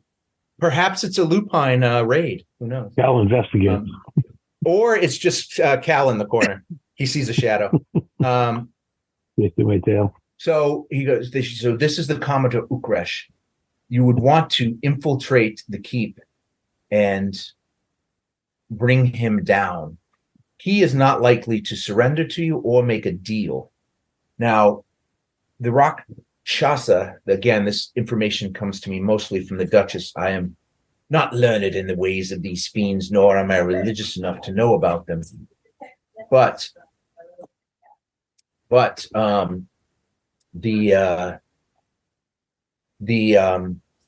lost my train of thought. I apologize because of the dog. But he is a fighter. But with these fiends, when you slay them, much like other devils, according to the Duchess, they do not die on this plane. But the Rakshasa will put up a fight, because when they return to the plains of hell, they are tortured upon their arrival. And so it is not a pleasant experience. So it is something to keep in mind as a bargaining chip, unlike some summoned devil that you might face, or other such beasts that will feel nothing but just return to his plane upon being smote. These creatures do not lose their lives, but they will pay in other forms. So he is one to be concerned about. But again, this place, could not get inside, not with the associates I have, but it is believed that there is a basement dungeon that holds additional noteworthy slaves that they may wish to turn into gladiators. The interior of this domed area is the actual gladiator training hall. They have a mess hall and a giant training area in the middle. There will be many gladiators there. Only a few will be truly talented enough to pose you a challenge. But do not underestimate these Rakshasa guard. They are not to your prowess, but they are far beyond the average guardian. And they are not to be underestimated, nor are there sergeants and higher in commands. It is also believed that that the Commodore is well armed and has an interest in magical tokens. I like this guy already. So, do you have any questions about this map? And she passes her hand back. The Commodore disappears, and the keep comes back up with all. What we're going to need to do is infiltrate this. Ideally, get to the basement and rescue the. Unless you have a way of passing through the stone walls, there is only one entrance, and it's a large double door, but it's the entrances on the front of it. And she points to where I'm pinging. The rest of the walls are actually part of the fortress walls itself, and they do not seem to have an interior. They seem to be as 20 feet thick.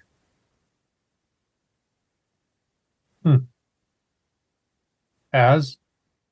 Well, that's 20 feet thick. Now, how tall is the walls? How tall? I was going to say, so the walls are 15 feet tall, and the main structure is raises above that. It is 25 feet at the roof, and these domes extend another 10 to 15 feet. So there is 5 feet. There is wall exposed here that is not as thick as the outer wall, like the wall to the inner. So if how thick is the roof? The roof like is made of some sort of metal material, like a brass. And so, but it is probably only it's probably made that way because it's banged out in the light, so it's mostly for show. So if you could penetrate that, it may be inches thick as opposed to feet thick. Yeah, I can get through 5 feet of The roof stones. is shingled, but they are hardtack shingles, and they are made of a hard slate and are in hard bound. So they would take some prying. It doesn't mean it's impossible. Can anyone get through the metal? So the wall, what's that? We can get up there. Can we get through the metal? That's the question. So the walls here that rise up above the wall that the guards patrol on. Oh yeah, that's probably only 12 inches, around 12 inches to 15 inches thick.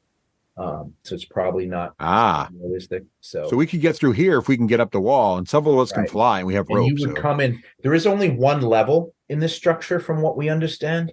Yeah. So you will be, if you were able to get in some way through these areas, using some magic or something, you would be looking down, depending on where you're looking. The main hall is here in the center, and then there are rooms. From our understanding, I think I've decided I want to invest in a hither-tither staff. We were able to. There's actually a spell that does that. Yeah, it's like 8th level or 7th level though. Yeah, it's like well, we need a hither-tither staff. So we don't know what's in these rooms over here, in this back corner.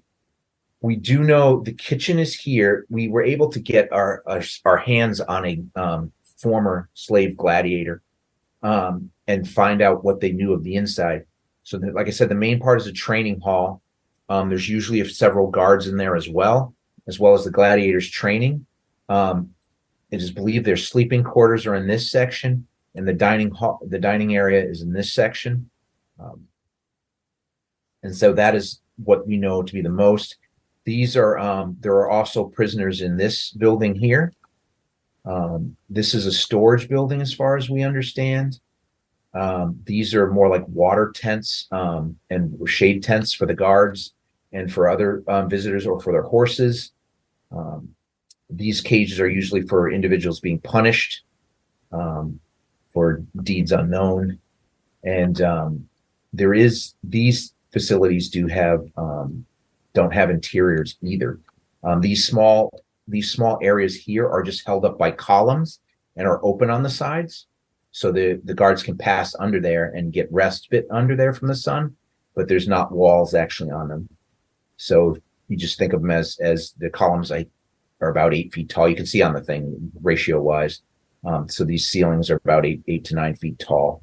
What's the time frame we have to get into this place? Well, there's no time frame except for the general time frame of whatever your concerns are with how things are going in the city. Obviously, there was no time frame put on your agreement with the Duchess. So there's not a necessity to. My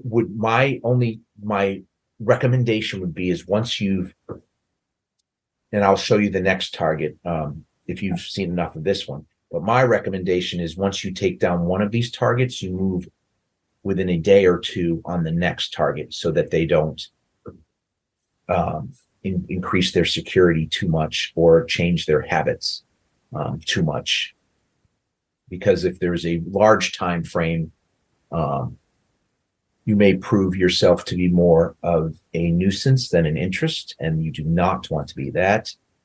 Because that will draw their ire, the type of ire that will be hard to stop. This is the type of ire that comes in the dark and people don't wake up. Yeah, I'm aware of those. You want to prove yourself an interest so that they're very confident in themselves, these Rakshasa. They will not think that you pose a threat, but they may want to meet you for ideally that is the plan, is that they want to meet you, that Dahir wants to meet you himself, to offer you a deal or to perhaps even offer you employment. But whatever the case is, you want to be able to speak to them, and then you will want to offer your counter deal. And that can be with whatever you want to bargain with it, whether that's your prowess versus theirs, or if you actually can come to some sort of understanding with them. They are powerful, and the Duchess says this is the beginning of their power here in Kasan.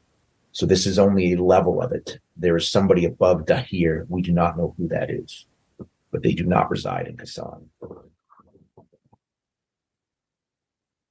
This organization is, and she looks around and just out of habit, even though you're the only ones in the room with her, and she goes, between you and me, these Rakshasa are far more powerful than the Lamia.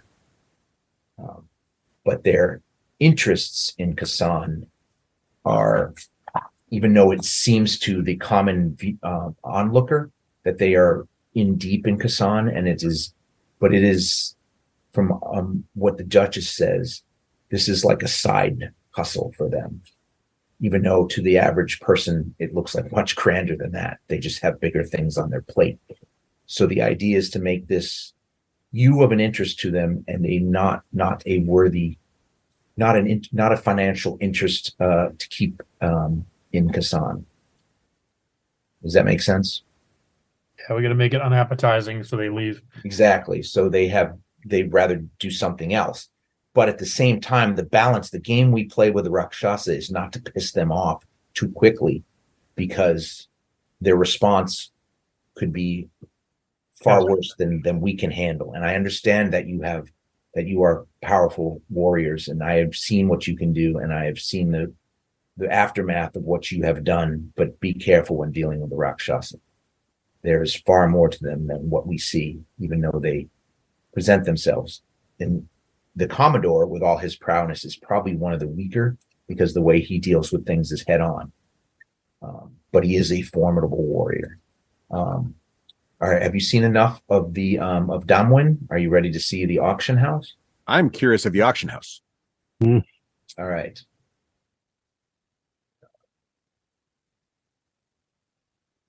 Move to the Rakshasa auction.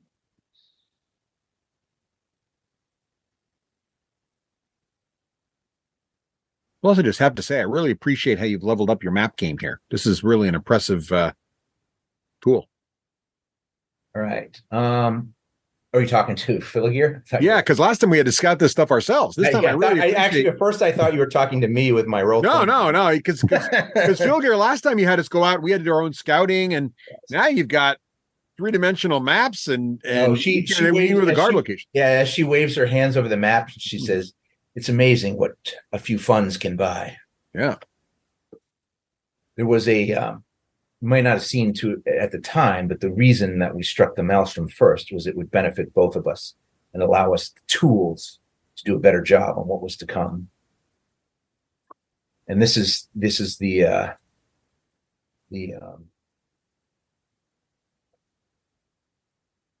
result of that fortune. So she waves her hands, and so now you guys were seeing above. Let's see what this is going to. see something real quick here. Check something real quick.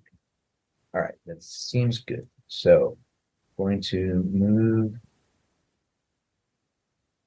Magic Eye of Goodness, and then I have to move you guys. Let me see if this Magic Eye of Goodness looks right. Okay. Magic Eye of Goodness. Well, you're changing that. I'm going to say to the party, we'll be ready to move tomorrow. How long do people need to prepare for this? Well, I want to see the other location too. I'm not sure which one we should take first. Right. We want to know if people need time to prepare. Because which we move on first, we can easily ascertain what we want. It's going to be one, then the other. I personally would rather go for the gladiators first without seeing the auction house, but I have no strong will on that.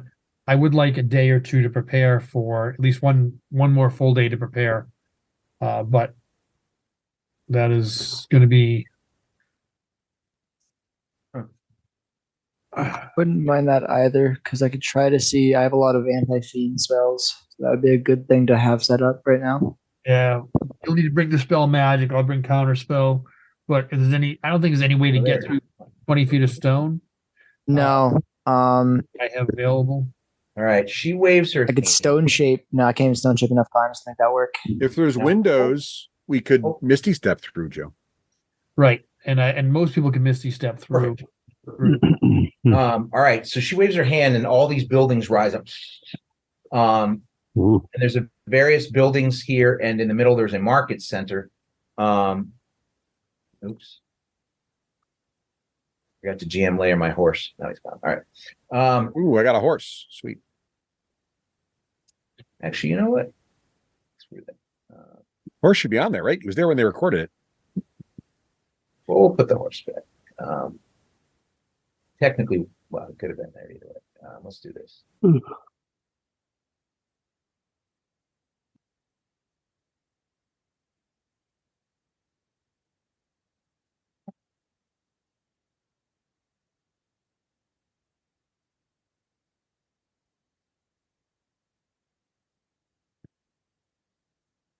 All right.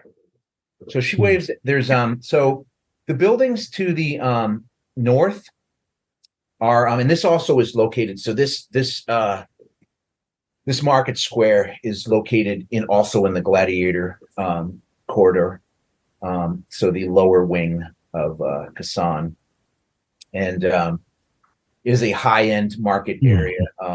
Not as high as end as what you'll find in the inner city, but higher end merchants more than the average. They sell a lot of things because it is near the gladiators. They sell a lot of things of interest towards the gladiator arenas. But this is where the Rakshasa do their high-end auction on slaves, special interest slaves. Like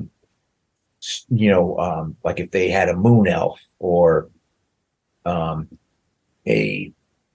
some strange thing. I can only, thinking of the Underdark, like if somehow they got their hands on a mind flayer or something creature like that, that they wanted to trade. Why anybody would want a mind flayer, I don't know, but just came to mind. Or let's say a drow individual that was not dangerous, which there's not many of those. Hopefully not a Dugar. I don't think we're of his interest, but anyway, and she kind of says it without thinking. She's like, yeah, like, those Jinn people, the Genasi, something like that. There's a few of those coming around. Sometimes they get enslaved. And they might trade one of those. Actually, there's a rumor that may be the next type of slave on that will be. I smell our clock running. Yeah. I don't like the slave situation. I feel like we got to hit this one first. I'm not sure when they come in, but what we have seen is this carriage here, this iron carriage brings in the individual of interest. We believe that the driver, who usually is the same individual, and he waves his hand and he says, this coachman is a halfling, at least in appearance. But we've been it's Nam. It's understood from the market square that they first of all, gnomes look nothing like halflings. They call him. They kind of do. You're all swarthy little people. Man, you guys are such sizists. In the same way that a 10-year-old would remind me of a halfling, actually an 8-year-old, but that's okay. All right. All of They you. call him Miska, but I would bet my left tit that he is a Rakshasa. So Miska or Niska? Miska with an M. Oh, so you barely avoided copyright. Blame my Our reputation is solid. No, Oh, there you go. blame my random name generator. But your brain. Well, you just rewatched Firefly. Only reason I remember the name. So this Miska brings in the specialty slaves, and the mistress of the house. Her name is Mistress Daimo, and she waves her hand again, and a bust or upper torso of the mistress appears. Says this Rakshasa is much more subtle in her actions, and she is the mistress of the house and of the auction, and they will set a date for this auction, and they close down the square, and the high-end buyers will come to the square, and they will bid on the slave in question. Sometimes they will have other less valuable slaves to bid, but still of the higher caliber. Sometimes they will auction off some of their gladiators if their gladiator pen is too full. They have been known to work up the value of certain gladiators and sell them here. Some meet that value, some don't. Most do not question the Rakshasa, but most of them they do. They usually are true to the word. These Rakshasa, but you have to be careful of how they word things. These buildings to the east here are kind of warehouses, storage areas. These buildings to the north are actual living quarters. These like smaller squarish type buildings up there, and then there's some more shops to the south in these buildings. With actually most of these houses, even to the north, they have shops on the ground floor and living quarters in the upper floor. So some of the more affluent merchants of the area live here and don't have qualms apparently dealing with the Rakshasa. Once again, the Rakshasa deal in things most people find less than savory, but they are honorable in their agreements and deals. So as long as you don't cross them and you're comfortable with what they deal in, and there are those individuals, and some maybe even in this room that don't mind dealing in those such things, but that is what they do. Now, this is basically this building at the end of the is a giant mansion where the mistress lives and conducts her business.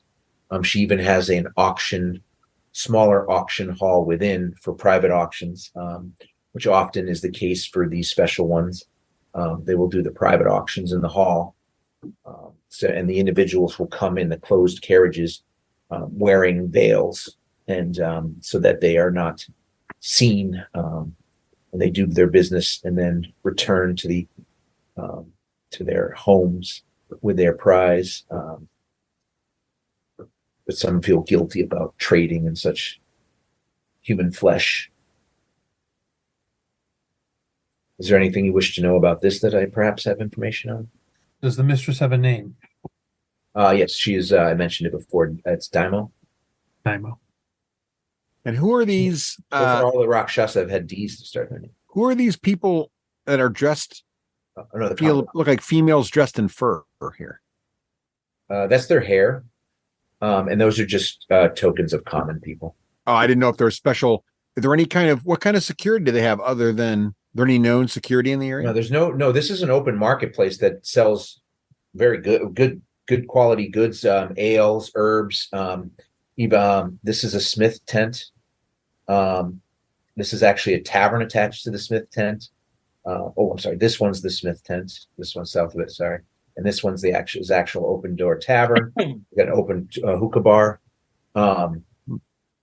This is just a representation of the random people that are often found there. So just to let you know that depending on the time of day you go, there may be a crowd. But there are other ways around this. There are multiple entrances to this building. There's a back door here with these stairs up to it. There's a balcony to the upper floor. You say this building, can you click on which one you're talking about? Because I'm not seeing anything. I'm clicking. I'm actually pinging on it. There you go. Okay. I wasn't seeing that. Well, my ping is not showing up on your board anymore. My ping is bing, green bing.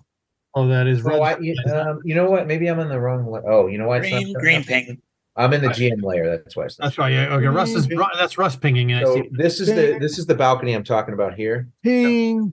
This is the back door. Yeah. The main door is here. There's another door here, and these are a lot of windows in the front. This isn't it particularly secure, especially compared to.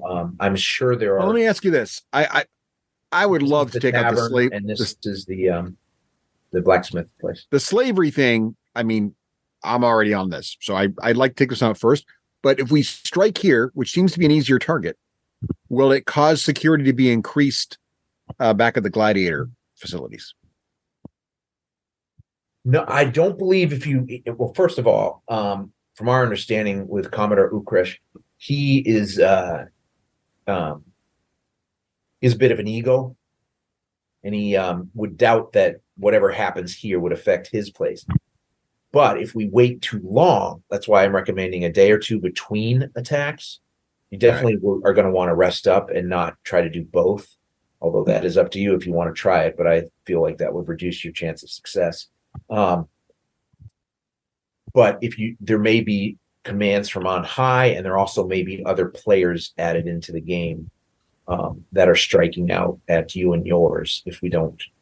So what the idea is, you do this quickly, make a hit both of them relatively close to each other, call attention to yourself, and show what you can do in a small amount of time. I would also remind you that the slaves being sold here are also, the better ones are also slaves in the gladiator pits. So they both need to be freed. We're doing both. I just feel like we take the easy mark out first. If you hit one of these places and are successful, it's possible that the Lord Dahir thinks you just got lucky.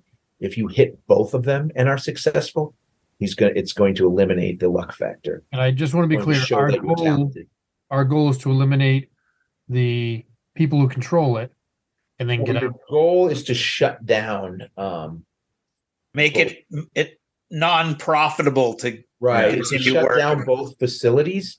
Yep.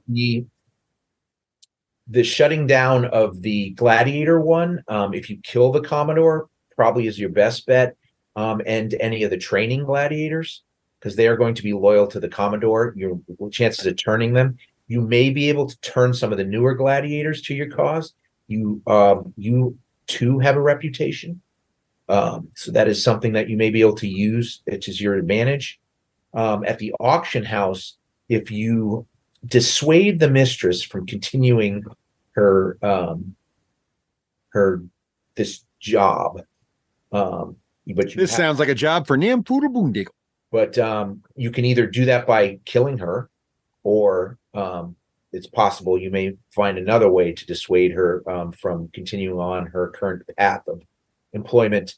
But she does work for Dahir, and who knows above that.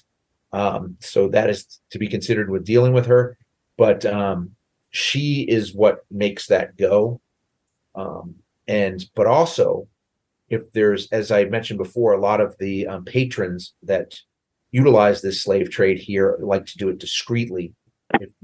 If there is attention brought to this facility and they hear of this, attack or whatever you end up doing to it, that too may hurt their financial interests there. Which, again, so docs must got it. That feels like a broad daylight attack. Then whatever the want to make a big production. Whatever the more catastrophic end result you can obtain, the more you're going to get the attention of the Lord. And you know what else, Aurelius? If we strike the auction house in boldly at day and expose what's happening there, you guys and talk, all that, I gotta grab something to drink. then at the gladiator training facility, they'll expect us to strike again boldly, especially with that guy's ego. But there we strike with subtle guile. So my concern is if they know that I guess we want them to know we did this, right? We want them to know both places. So yeah, I will not. You survived the assassin attempt once. What else can they do? Only because but now you're ready for it, right? You know what's my up. friend Azrael saved my life. But yeah, that's right. Well, the other thing is these are fiends, right? I can always hallow the golden camel. Make it a lot tougher for them to get in on us and get the drop on us. That's exactly right. I'm not even worried about it. Right. Also, don't you have you have some spell around the camel already, right? That stops them from teleporting in, correct?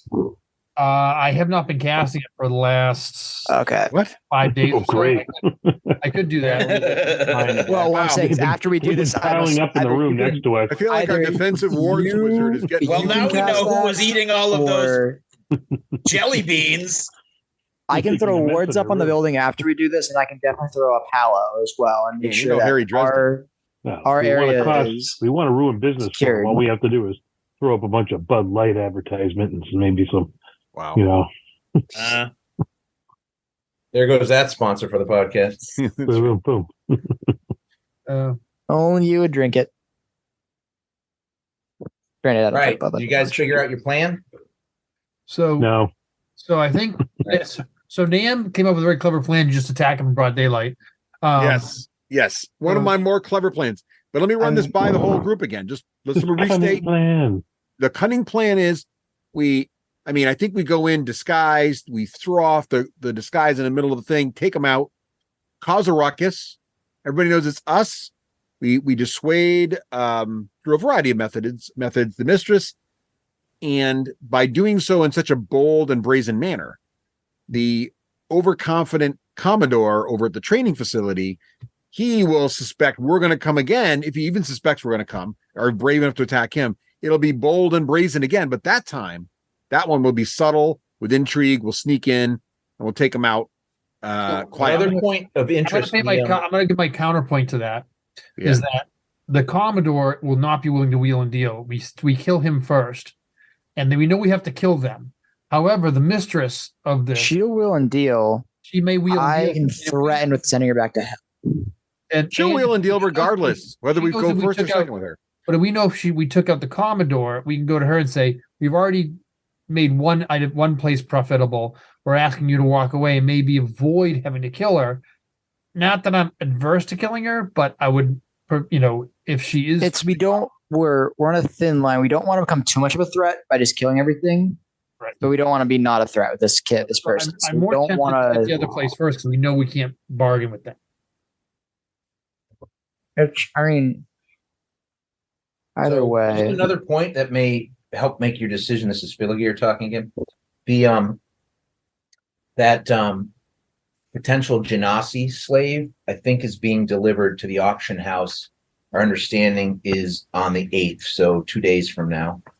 Even more reason. We got to go to the auction. It's a good no time. More slavery. Let's go do it. It will be a good time to hit the mistress when we know there's a delivery, because she will definitely be on site. Yes. She may not be on site if there is not a delivery. And the delivery could join our cause. I also have connections with the children of the Jinn who have been fighting the Rakshasa. And I may be able to get more information, maybe even some help of some kind. What if one of our groups comes in and causes a ruckus in the market at the same time, causing distraction? I want one of us to be at point to go and to be able to speak to the mistress and say, this can end if you just leave. Because again, it'd be better to have her walk away than have to kill her. I can do that. You can do that. Okay. So you're Zone of truth, no lies, and then comboed with banishment threat. So you'll be the point person understand that evil and good she's forcing our hand by having the slave thing, and she better clear out. Okay. I'm good with that. Yeah, I don't BS. I'm very logical. I'll let her know the details. That's how I do it. 2 days from now, do you know what time the auction is?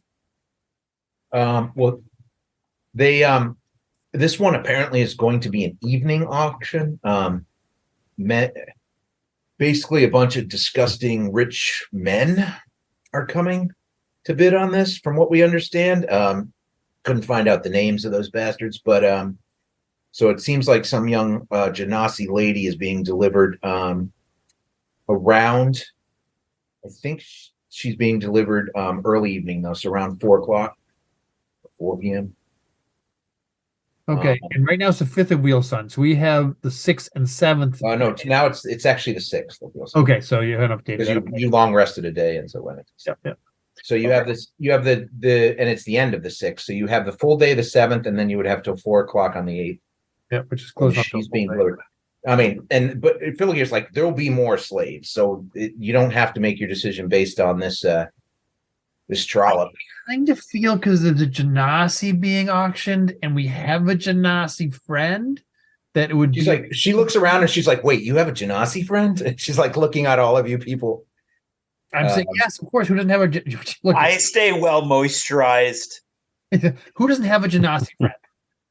I mean, the Genasi are friends to all. Without coming, indeed, they're the monks. She kind of looks you guys over, and she's like, without hailing back to to cab ride with Craig. I have some friends from Genasi. Yeah. She tussles Nam's hair. She goes, "Well, it's not the Foodle. It's not Aurelius. Obviously not the dog." And she goes, "Oh, maybe behind the mask," or and she kind of that's another strike for you. She looks Drell up and down, and she's like, "Oh, I just thought you had a bad complexion." I actually have a very good complexion. Thank you very much. Yeah, it's the clean same. paint off my can clean paint off the wall if I need to with that face. Wow. Gonna let that slide. So the evening on the 8th, we got. There's always been a little bit of a truck driver type vocabulary. So. Obviously, she's with Nam. So the I'd call that good taste. Look at it, just because you hang it from the front of her little mirror like the dangling. I prefer if you have other resources, as you have mentioned, for help. I'd prefer that you use that. No offense, but if this goes bad, it's not ideal for me and my people to have the Rakshasa after us. Well, while everybody is getting ready with their spells and whatnot tomorrow, I'll go talk to the children of the Jinn. And I would also advise. I'll go work with the Lunar Temple about some things, see what they know about them. I would also advise bringing in Zolara. So it would not be a bad idea to have some of that knowledge. I can give her a sending. Do we know anything about Rakshasa?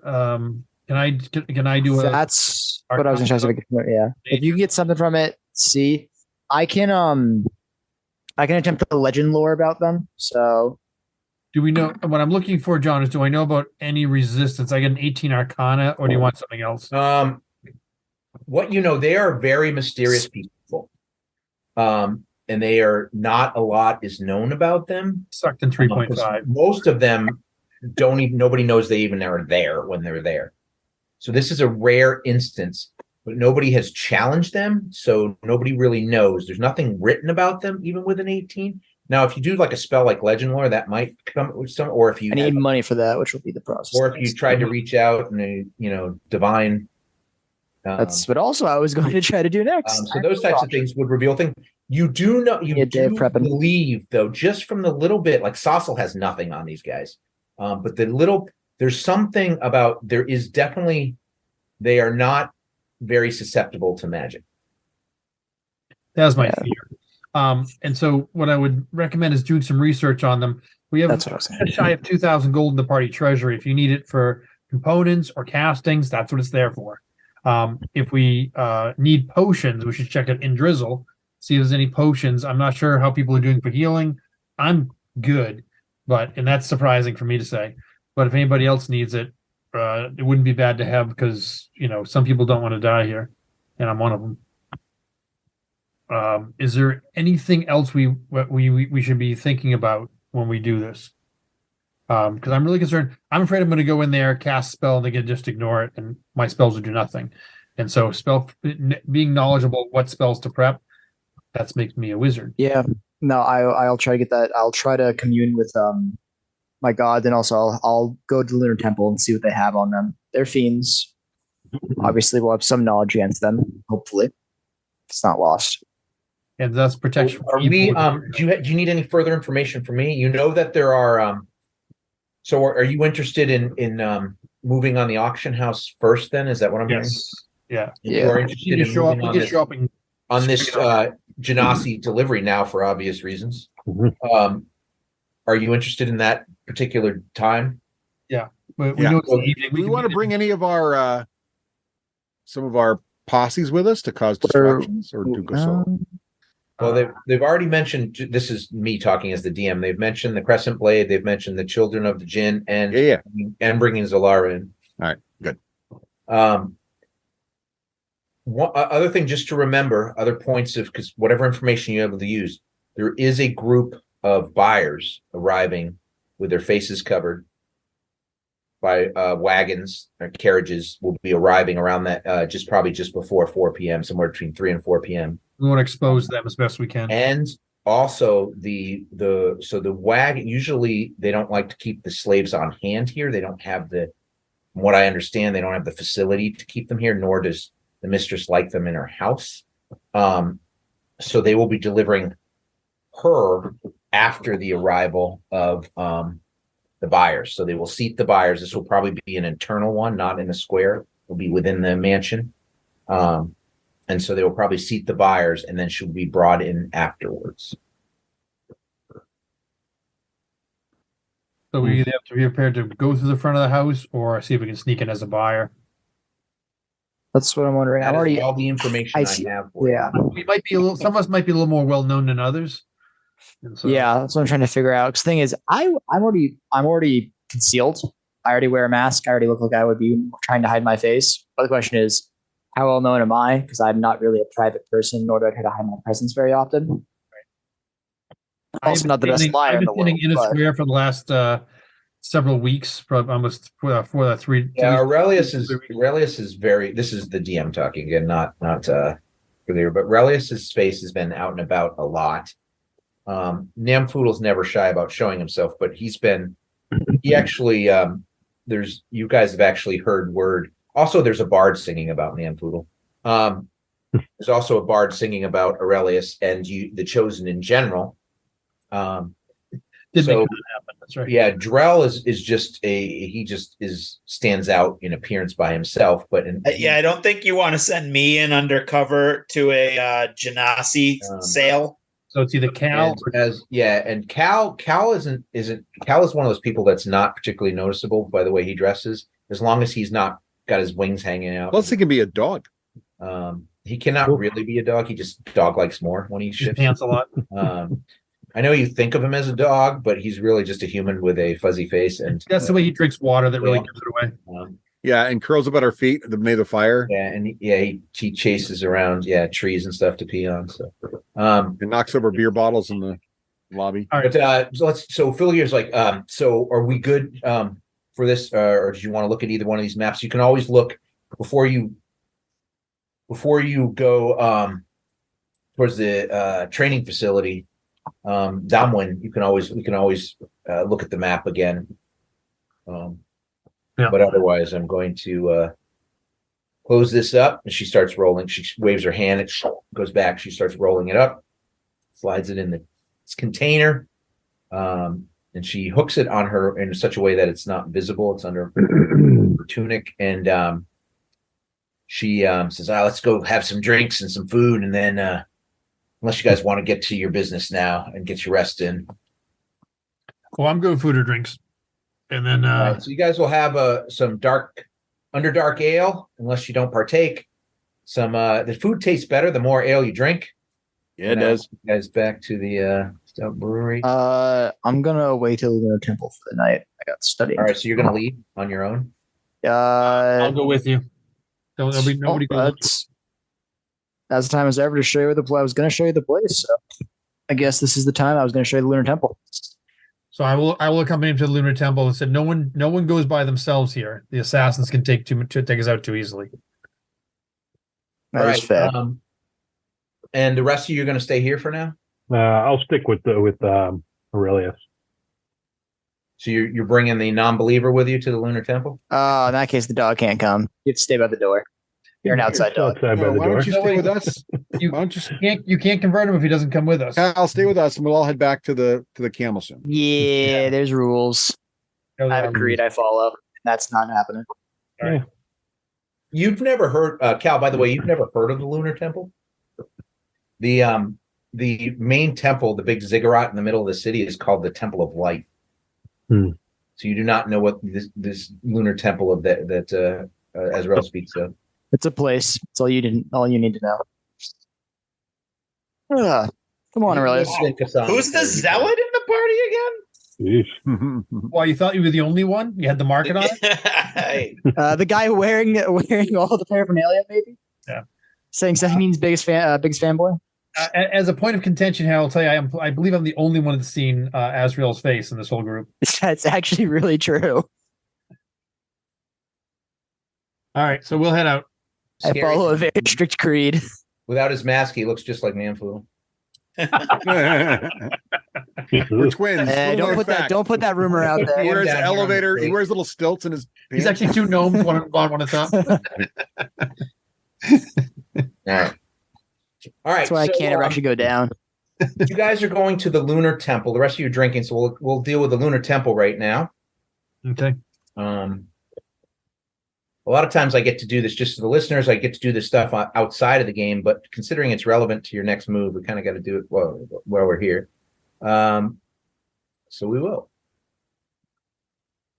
So Az takes you into the inner city, and he takes you near the Temple of Light. But the Temple of Light is a ziggurat, and you have to go up these stairs to get into it that are right in the middle of the temple, and that seems to be kind of closed down at this time of night. There are guards about it, and city guards. They seem to be a little more heavily armored and wearing Sahanin's colors, the ones that are guarding the Temple of Light, and they seem to carry themselves a little more assuredly than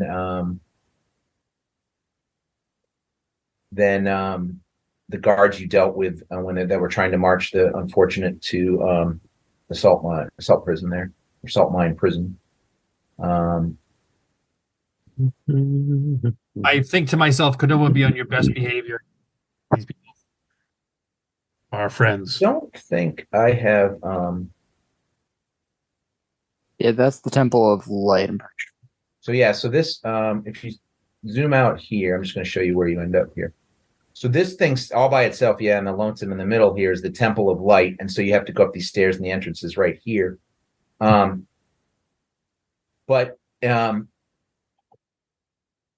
there are walls here that separate it's actually like a giant bridge kind of thing, and you can walk down off the bridge into these different sections of the upper city. And so you get to about here, and go along this wall, and you don't get too far, and Azrael puts his hand on a plain stone, and a doorway opens up that you did not see even with your pretty good passive perception.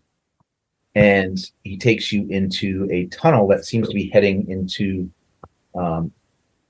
underground of this. I observe Azrael, and if he makes any kind of religious gestures, then I follow suit just to learn the ways of Sahanin. So you guys enter into. I'm not going to bother putting your no zealot like a convert. I'm going to like a fresh zealot to everybody. This is not. They say if I hit my quota, I get a special prize. So you get a toaster just to keep everybody involved and interested. And I don't have dynamic lighting on this, so you're probably going to see the whole map, which is fine for Azrael because he spends a lot of time here. But I'll go ahead and just for description purposes, I'm going to paste the eyeball so that you can all see this. Hopefully, I got to move you guys there. But let me see if it's working. It seems to be working. So let's see. See if you guys can see this. Let's do divine intervention. Yeah, there you go. All right, so this is the Lunar Temple layout. and you guys come in right down south where the eyeball is. Yeah. The tunnels lead you into there, and so this is the main hallway. It's very dark. There we go. Everything it's lit though naturally, so you can see everything by what seems like a pale moonlight. And there's archways on the side here, like here, and here that lead to these rooms, so you can kind of see everything is open. Some of these rooms, like the dining hall and stuff, aren't open, but you know where all this stuff is as. So, until the battle comes here, I'm not going to dynamic light this place. So, and there's the up top is there's rooms where a lot of the Crescent Blades stay, and as you come in here, as you walk down the hall, and you know this as to, like, when you come in here, there's seems to be some sort of permanent alarm spell that is heard in the barracks, because you know you will be greeted immediately by Crescent Blades as you come in here. Mhm. As you come down there are two that head down the hallway to meet you. They are dressed in half plate and the colors of Sahanin, and these are they carry these large falchions, which basically are curved greatswords, much like the Mohajir, but theirs are silvered, and not just silvered colored, but look like they're obviously made of silver. And these, as are actually priests, but they are priests of the war domain, and they are the Crescent Blade, the predominantly who make up the Crescent Blade. And they, thanks to a lot of your contributions, they have been training and growing in strength, and they are not, obviously they're, at least game mechanically wise, at least they're no, because they would start with their domain, but they're well trained. They're obviously not near your guys' prowess at all, but they're better than they might be close to the Mohajir, you think, as far as their skill, not the upper Mohajir, but the general one. Okay. Yeah, in general. So they're getting there in skill. And then you are met, they greet you and they're like, "Welcome home, brother. I see you have brought a guest." Indeed. He is one of the chosen, announced by Zalora Cassette. I figured it was about time I brought him here. Even with your passive insight of 16 or less, you see that they are outwardly showing you respect, but they are inwardly ready to do battle if necessary. They're on edge with your presence here. It doesn't seem like they get a lot of guests. Sahanin protect you. I am an honored guest, and I respect all of your. And so they're going to lead you guys into this hall here. This is a prayer hall up here on the top left, and there is an altar to Sahanin. That's what that giant crescent moon is there. And they bid you seat yourselves there. And there's another prayer hall down to the south, but that's more of a this is a ritual prayer hall where they end up doing. So this is the cleansing moon waters of the moon. This is the altar of Sahanin down here, and they end up doing a lot of the original prayer. But this is where they have This is where they have Bible study, Sahanin Bible study. So you are sitting there for just a few minutes, and Crescent Blade folder. There we go. And you are greeted. Let me see if I have to edit this thing. If this works. You all see this? Not yet. Nope. Just have the share screen. There you go. So you're greeted by this moon elf that comes out to you, and she says, "I am the priestess Tarifa El Shad." You don't necessarily know all this information, Joe, but I'm not changing it. That was the handout for. Okay, I won't read it then. For Az, but this is her image, and she says, "You are the first of Azrael's companions that he has brought here. It is good to see you." He has saved my life many a time through Sahanin's power, and I am making sure that he is safe as we travel to the temple, for we may have forced the hand or the ire of certain enemies. And I am honored to be here, priestess. She looks at Azrael and then she looks at you and she says, it is interesting they use those words that you are protecting him on his way to the temple. He is the sword of Sahanin, a retribution. He is a gift. Every sword needs its shield, priestess. He is a gift and a protector, as is Drell. I hope they have served you well in your deeds and your challenges that have faced you in moving. Would not be here today if it was not for them. I am happy to hear this. We here at the Lunar Temple are here to serve you. You have been chosen, whether you like it or not, or believe it or not, by the goddess herself, to bring about justice and retribution to the false pretender that calls himself the Sultan. I agree. I have been chosen, and I am honored that it is Sahanin that has chosen me this time. I am glad that you are willing to accept this. I know that not all of those among you are so willing, but this is understandable. Each has their own faiths and their own beliefs, and each sees things through different eyes. But know that Sahanin is with you, and therefore the Lunar Temple is with you too. How can I be of service to you this evening? I turn to Azrael. There is much studying I must do, and much communicating as well. We look to move upon the Rakshasa, and I know very little about them, but I know that both me and Aurelius would like to know more. I don't know what you would know of them, priestess, but any information would be welcome. If not, I will commune. I will pore over the tomes we have here, maybe an attempt to seek other answers. I have walked this realm and others for hundreds of years, and I have seen and heard much, but the Rakshasa are still a mystery to most, and even to myself. I do know that their true form is that of a fiend. They are devils. They come from the hells themselves.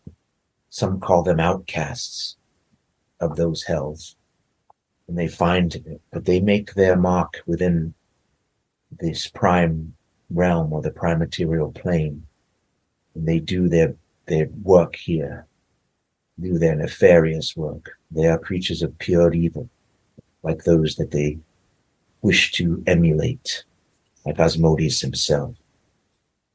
But of their powers, I know little. Whatever tomes you can find helpful here in our vault, whatever I may research for you, or perhaps you can reach out to Sahanin or her servants, perhaps Sarah or Seraphina, either one, or of her other avatars. Maybe one of them knows or has done battle with these Rakshasa, or even their masters. Perhaps they can give you the information you seek. I would be wary. I only know that they are the true masters of the Crimson Veil. And I know the veil is strong in Kasan. So I'm not surprised that you are going after them. If they fall, this will weaken the Sultan. It is a wise move, in my opinion. If the Sultan gets desperate, if we push too quickly, and these Rakshasa, this Crimson Veil, is available, who knows what pacts the Sultan will make, what promises he will make, what darkness he will get in return from these fiends. So it is wise. I will back you in whatever you need to accomplish this. And the Crescent Blade is at your disposal. Just be wary. Once we make our move and expose ourselves, that will potentially weaken ourselves for future moves. But that does not mean we cannot help. That is excellent news.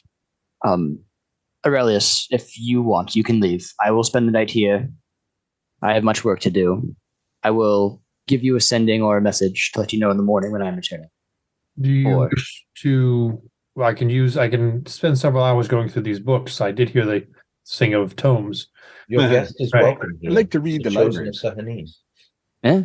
If you were willing to spend some time and pour over the tomes with me, any company would be appreciated. Never read a book I didn't like. He mentioned you came here together to protect each other, so to send him home alone may not be wise. I thought Cal came with me. I thought we stuck Cal outside, or did he stay with the? No, I convinced Cal to stay. Oh, okay. In that case, no. In that case, I didn't know. In that case, you realize you're staying. Cal is stay here. Cal is 6 tankards into his Underdark Ale. Yeah. So you said tomes. Right. I'm going to go check out these books. Yeah. So there's multiple places here. There's a research room here with extra library tomes. This is council room / war room. Then there's also a gallery where they can bring you food if need to be over here, and this is the kitchen over here, and then you can rest. Most of these beds many of them are spoken for, but they're on rotation, so there's always beds available. And just since you're seeing this for the first time, as you know, these doors, and this is a washroom here. It's fine. All right. But these doors here, yeah, to the left of that, okay. Yeah, they lead to because you don't have to share this with Azrael. So Aurelius. So this isn't knowledge yet, but those lead to the catacombs beneath the Temple of Light. Okay. If I need comprehend languages, I will obviously use that. But otherwise, I'm gonna pour through the tomes about anything about Rakshasa and anything about Sahanin. I'm gonna put in the back of my mind. So this is I don't have this decked out, but this actually is a vault. Yeah. And she'll open it for you. It's more a representative vault. It has like a gate, like a Portuguese gate, so you can see through it, so you can see all the books and everything in there. And then there's some other books along the walls here, and around these tables. And there's maps and stuff on the tables. And you see some of these a lot of the maps on the table that you happen to notice, again with your passive perception and such, a lot of them are maps of the interior of the Temple of Light. I'm going to devour as much knowledge as I can in the hours I need. I get my 6 hours in, so I don't have to worry about exhaustion. And I'm good at a lot of scribing tomorrow, but I want to, until Azrael is ready to go, I'm going to spend as much time as I can reading, and then 6 hours sleeping, and then I'll continue here if need be. All right. So Azrael, what do you want to do that we need to make rolls or cast spells on? Well, the challenge is I don't have a lot of those spells super equipped for the day. All right. So you're gonna have to wait 8 hours. Okay. I'm gonna have to wait 8 hours anyways. So this is I didn't mention this. This is an armory too over here. Okay, yeah. Because I didn't have these spells knowing what I'd be going into all these situations. So I didn't pre-prep those. So okay. Although I kind of want to try it. Honestly, it's a whatever. And I'll save it for a better moment. I was debating using that divine intervention. So I'm going to go back to the others, folks, while you guys study. Yeah, you can do that. Yeah. All right. So you guys go back to the Golden Camel, I take it? Yeah. All right. And what are your plans? So you're probably going to go back where you need to. Oops, don't look at that. Whoa. Keep that moving. That was almost bad. I put that on the wrong map. Trying to move up here. All right. Here we go. All right. So you're back at the Golden Camel, and you're going to get your rest in, I assume. Yeah. All right, and you guys. So we rest. It's the next day, so we can go back to you guys with your spells. You're studying much of the night, Aurelius. So we'll see what you learn on that too. What are your Nam, Cal, and Drell, what are your plans for so we are on the 7th now. Yeah. Of I'm gonna go to the hearth to visit Ibal the Fist and see is anybody accompanying you? I don't have any strong plans today, so if anybody needs just a pair of eyes with them, I'm your I would clearly, I think I'd be fine on my own, but if somebody wants to go with me, they're more than welcome. I'll come. I'm more than a little curious about your tendencies. Which way you like to swing. Just so you're aware, Russ/Nam, I'm sure it came up while you were drinking, but Aurelius was almost killed by a shadow assassin. I heard rumors while walking the streets of Kasan. So, can I see the scar? He wasn't there when that conversation started. He was already at the Lunar Temple. So Cal just drew you a picture of the scar. All right, cool. Thanks, Cal. You're welcome. But anyway, so it was the two other people that were there besides. I'll show you my scars. So Cal, you can tell whatever version you want. Cal, I feel like you get almost killed about every other week, which is pretty at least, which is a testament to your ability, quite frankly. So Cal, are you going to go with them too to the herd? Yeah, I'll trek along with them. Okay, why not? I know what to look out for with these. Stay together. That'll make for more fun. So the hearth. I'm going to move you guys to this map and show you. So the hearth, for those of you who haven't been there, is escorting barbarian. That's what I'm putting my notes. The upper wing. So I don't. Oh, well, I guess Nam. Well, Nam's not really a chosen, so I don't know that he's necessary. I'm not I don't know that this group is necessarily. I'm like a chosen adjacent. Well, here's the problem. You're using there's multiple versions of the chosen. According to Zolara, Nam is a chosen. Okay. I just haven't accepted. You two were the chosen of the Sultan originally, but that has long passed. The three of you are the chosen when Zolara chose you first, and then Sahanin chose you afterwards when Zolara decided you were the best bet towards achieving, helping her achieve Zolara's. Nam feels he's answered the call, but he has not been chosen. He's not special. So if you go for the north on this map, he's more of the assigned. I have a different destiny than you chosen folk. You guys look up north. Joe's not on it, but this is the hearth up here. I will ping it. It's marked on the map. Is way up north in the upper wing. Oh, yeah. So the lower wing is where the gladiators is. Upper north, it's way up here on the top. I believe I'm on the correct level. Yeah, I think I saw you ping. Yeah, I see it. Yeah, is there a name there? Oh, I see you pinging it. Yeah, there it is. That's it. There's some words there. A little hearth symbol on the inn itself. The hearth, there it is. Actually right here. There. All right. And so then you go through it's actually a little overcast day. There's been some sprinkles along the river edge here, which is rare. But you guys find your way to the hearth, which you arrive at here.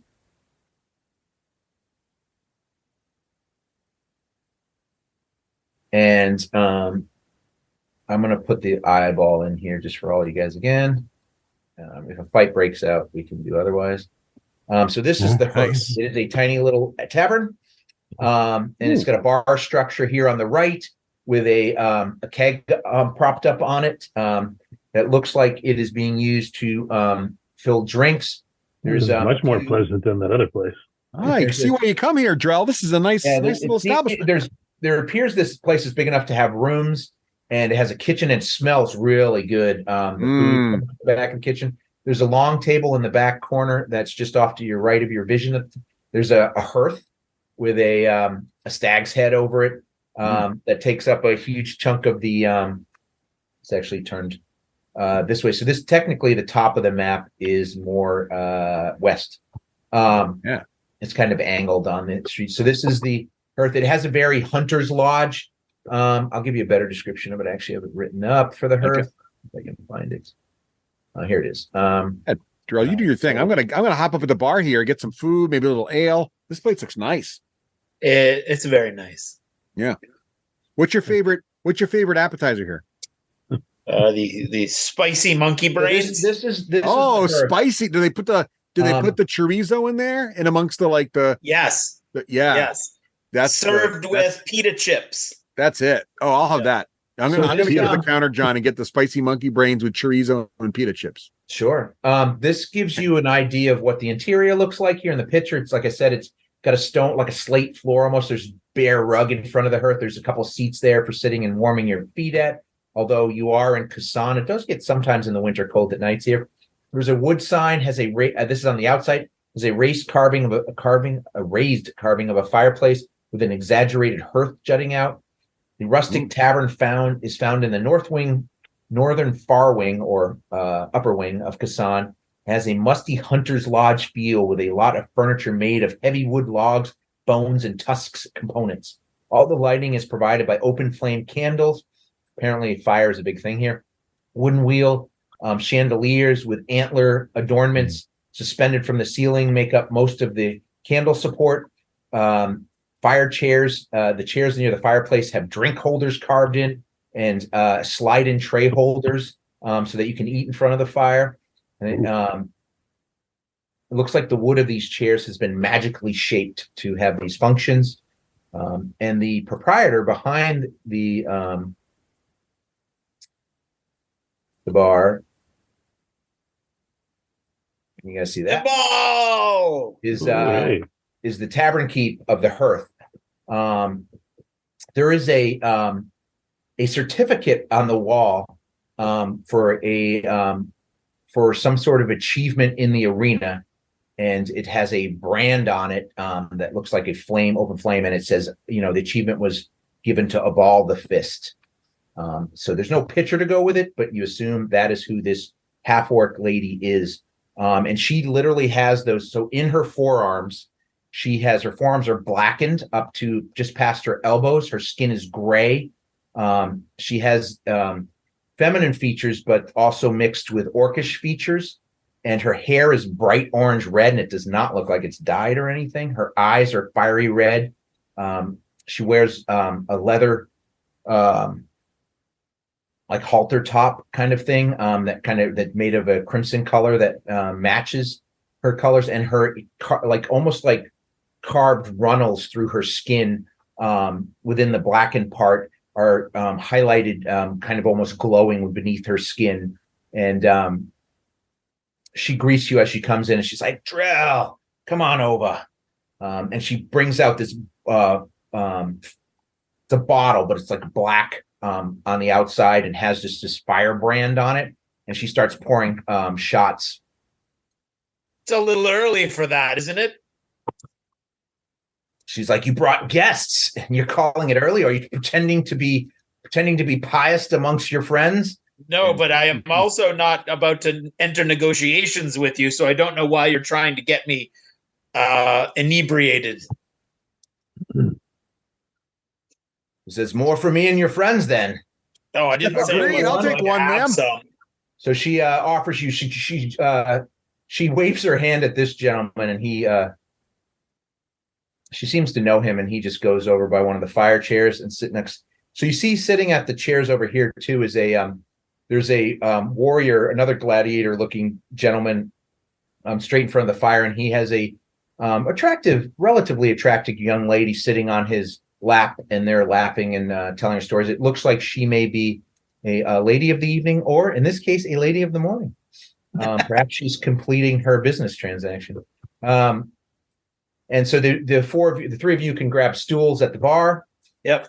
And she slides out those. She goes, "I'll get you guys some. You guys want spicy eggs, or are you guys more plain eaters, like Drell?" Hey! Spicy. I take it as spicy, please. You've got Spicy. it. I'll take spicy. He's got a palate like she looks like a gentlefolk. I feel inexplicably saddened at the sight of the bearskin rug. Not sure why though. You don't think you knew that, Bear? I don't know why though. I just feel sad. So she hooks you up with foods, some appetizers. She's got things that kind of look like some sort of spicy vegetable breaded substance with cheese. I'm sure the brains are on the dinner menu, but could I get those at breakfast? You can get whatever you want. We eat the same food. There's not, I can make you breakfast food. Oh, nice. All right. I've got some spicy cheese. I mean, I do have some plain stuff, but everybody here, I've got sausages. Oh, I like the spicy. Go for it. Yeah, all right. She's I'll be back. And she seems like she's a one-woman show for the most part. So she goes back. You hear her whipping up stuff. There is in this stone wall behind her, there is a large mirror. Drell, you've come to know that mirror is one way, so she can see the bar from back there. Yeah. You can explain later why you might have been behind there. But anyway, The or not. Just we'll leave that up to people's imaginations. She does bring a large pitcher of water. She looks you guys over and decides you need it. And then she brings out all the various foods, and some of it is very spicy, ranges quite a bit. And she's like, so you've never brought friends here before. What's the occasion? He's never had friends before. Drell, Drell, those he's a little bit of a loner. So we've got big things coming, Eval. We do. Are we ready? I thought she kind of looks you up and down. Be in on it. She looks you up and down, and she's like, "Do you think we are ready for big things?" Yes, and I meant other big things. Oh, well, so did I actually. We're going to hit the Rakshasa. What? She looks you over and she in front of it. I know she grabs you by the shoulder and she pulls you in and she looks the bar over real quick. She makes eye contact with all of the things. She goes, "You're lucky we're full of regulars this early in the morning. Watch your tongue." I recognize every one of them. Do you want to get us all killed? No. He says, "You want to get us all killed, you friggin' grit?" And that's the first time she's ever. Listen, Cinder, I've had enough of you. Okay? You and your snide little comments about the spice and everything else. Look, you want in or you want out? Are you trying to persuade her or intimidate her? No, I'm joking with her. No, I know, but you're also I'm trying to persuade her. Okay. Because you're also kind of calling her out, which is not necessarily a bad move. Because you just as a background thing, the children of Jinn, the descendants of Jinn have never done anything real. And so you're basically, and she wants to, and she's talked about that in your private times and stuff. Yeah. But you're kind of calling her out like this is the moment. No, this is it. So you can either roll a persuasion or intimidation, whichever you prefer. With advantage, because she is your friend. And she really does want to make things work. We're close. Persuasion or what? Or intimidation. Well, it's interesting you should say that because in my intimidation just got a whole lot better than it used to be. Does your ring help you with intimidation too, or only against intimidation? I believe it's only against intimidation. Okay.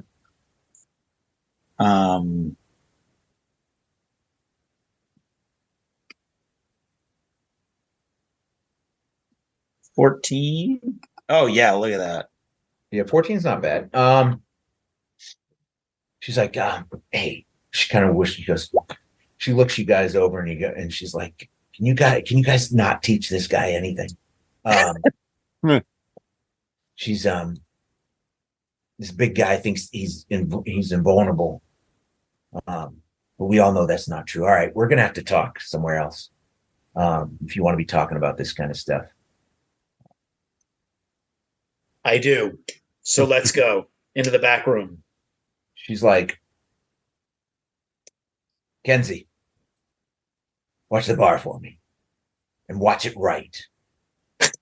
And so she goes this way, and Kenzie's this dude over here. He comes over to the bar. Barking, right? And so she's going to take opposed to left. I'm just going to show you real quick. She takes you to this little back room area. Can you see that? Boop. So it's this thin little tiny area with no windows or anything. It's like kind of a storage room. You don't know exactly what else she uses this room for, but she takes you back there. We won't drag all the miniatures there. And she's like, all right. She closes the door and locks it behind you. She had to unlock it to go in there. And she's like, all right, what's this all about? I explain in as much detail as we have about the Genasi who's coming up for auction in 2 days or tomorrow, and that we have every intention of disrupting the deal. All right. And we would appreciate any help she could offer. If she wants in, that's great. If she has information, that's swell. What I have heard that there's a possible move on a Genasi slave. I was kind of hoping it wasn't true, but this is the second source. You're fairly reliable. She hits you not so lightly. She just kind of punches you in the deltoid. And as you're sitting, because well, you guys are all kind of standing. There's not really much place to sit. No, I don't think actually there's one chair and a couple boxes. It's fairly cramped in here. And she says, what kind of help are you asking? We're not really, we don't have the resources to be much of a fighters. I have some people here and there. I could cause a distraction, maybe. Yeah, I think that. I mean, with you guys, what if you can't be bothered to bestir yourself? Then it will take a distraction. We dress them up as some of us don't run the same circles as you do. And she's like, kind of looks over the two chosen guys. She's like, I don't have the same friends you have. We haven't really got it going yet, and we don't have the coin to pull forth the resources. But what I can do is maybe I can get that Genasi out for you. That'd be great. What if is there a way you could signal me? Could be a physical signal, some magical thing, and me and a couple other descendants could slip in after you. And you described the mansion and all that, right? Yeah. Yep. She goes, yeah. So this is big game you guys are going after. If you guys mess this up, and we get seen, not only are you going down, everybody will be gone. They'll wipe us off. We can't resist these guys. So just be aware of what you're asking. I'm not saying it's not time to do it. You're right. We got to make a move. We can't sit on enough of this. And if we can make some moves here. And I know there's words on the street about what you chosen are up to. And I just got to say that's can be helpful to us too. Because if we can free the Jinn, like the true Jinn, not just us wannabe Jinn. And she punches you in the same spot again. Not this sifter and me, but if we can free the rest of them, the real ones, that could mean something to all of us. I mean, that's kind of why we were created. So, that's kind of bred in all of us to want to get this done. So it's been an itch that's been needing to be scratched for a long time now. So I feel like this is as good a point as any. So I'll see what I can muster up. When are we doing this? Tomorrow. Tomorrow. No rush. And by the way, I gave you plenty of notice. She says, you see the glowing symbols on her arms just get brighter in the heat in this tiny little room. Tell me about your arms. Those symbols are cool. Well, she says I'm a fire genasi. Did you not pick up on that? That's impressive. I'm not sure I've seen too many of your kind. Well, Did you not pick up on that? She goes, she looks down and she goes, how much more fearsome than the dirt Genasi we have. Her eyes flare as she looks at she goes, I've got Ifriti blood in me, little one. And I got the temper that goes with it at times. Ooh. And then she just lets her eyes settle back down. Nam kind of gives her a little one eyebrow raise and then goes back to his food. She looks over at Drell and she goes, why do I think your little friend's hitting on me? He likes to collect. I lean back over because I am. She just looks down at you again. I'm afraid you don't bring enough to the table. Ooh. There's only one way to find out. I chuckle. All right, I like this guy. I like. Emphasize on the like. Can I make a persuasion? Yeah, emphasize on the like. Okay, there you go. All right. So she's like, all right, so so we're doing this when again? Tomorrow. All right. What time of day are we thinking? When does when do we think the delivery is going to happen? Evening. Around four. Around 4ish if there was a clock. Don't call me whorish. All right, so 4ish. So you relay the time and the so they'll be bringing in the Genasi later. Right after is your plan? Do you want us to hit this and you tell her about the carriage and all that, I assume? Yes. So I think what we should do is we'll wait until the customers are in place just before the Genasi is delivered and we hit the customers. That's what I think. So the customers, from what you tell me, the customers should arrive before the Genasi. Right. That's what I mean. So do you want us to hit the Genasi and get her out of there while you're in the middle? In the chaos of us attacking the buyers. We can do that. We can, and this is that. I think I know this place. When I used to work the arena, I've heard of this place. It's more for fans of the gladiator competition than the gladiators themselves. But I think I know what you're talking about. I'll make sure I know where I'm going before I go there. But we could probably infiltrate it to some degree. I stand out a little bit more than others, but there's a few of us that can, like yourself, there's a few of us that can make it so we can be a little less conspicuous. Right. Well, I thought you could bring in the descendants that would make the most sense. Right. So what I'll do, I'll bring in a handful of descendants. We'll hit that. So who's the coachman on this? Is it just is it a Rakshasa himself, or is it we believe it is. It's a halfling, but we suspect that's either an illusion or some kind of polymorph, and that he's actually a Rakshasa. So hopefully we can. Hopefully, she kind of looks Cal up and down, and she's like, "Hopefully, I can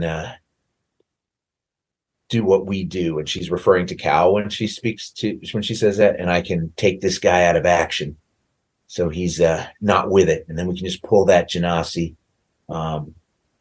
Pull the Genasi, and before he comes around, we'll be gone. If we can finish him off, we will. I'm not sure how tough these things are. I know very little about them. I just know you don't mess with them. But supposedly, she looks at all of you. You guys have Sahanine on your side, so we'll see. We'll see what happens. But if we can pull this off, Drell, I think see a lot more. It'll be the beginning of something big.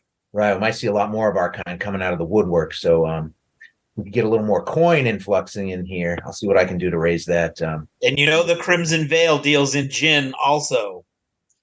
Yeah. Every blow we strike against them frees them as well. Yeah, that's true. You're definitely right. That's true. Yeah. I'm in.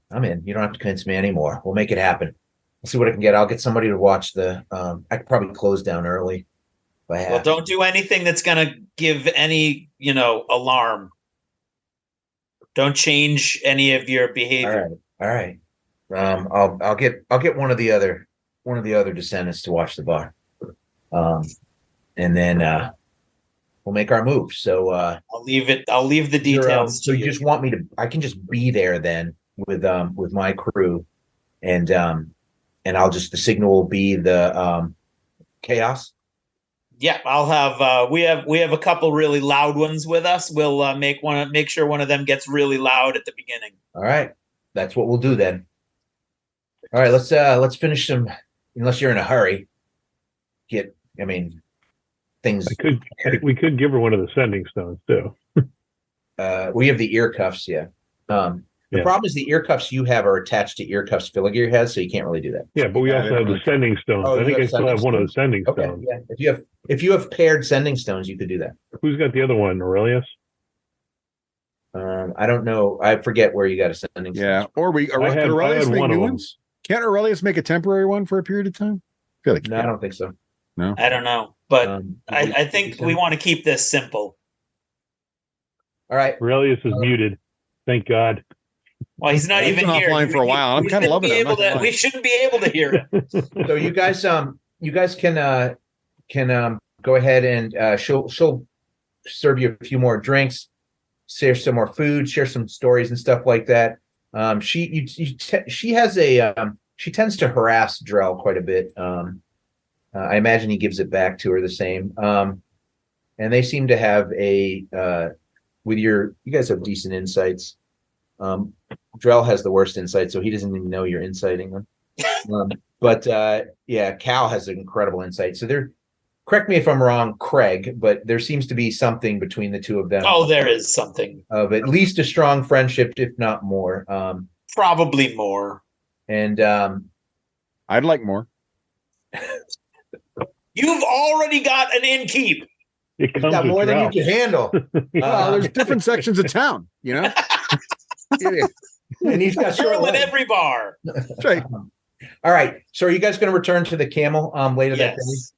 How long do you want to spend at the hearth in general? You went there pretty early in the morning. Yeah, I mean, we'll have a good solid breakfast and a few more drinks, and so after lunchish, we'll say you spent All right. Yeah, we'll wait. We'll get lunch there as well. How about that? I really want Nam to have those monkey brains.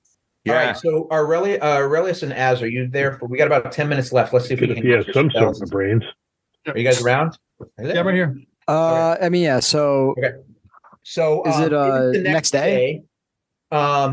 Let's start with Aurelius would have completed some. Well, he's going to take him a while, but why don't you roll some investigation checks for me?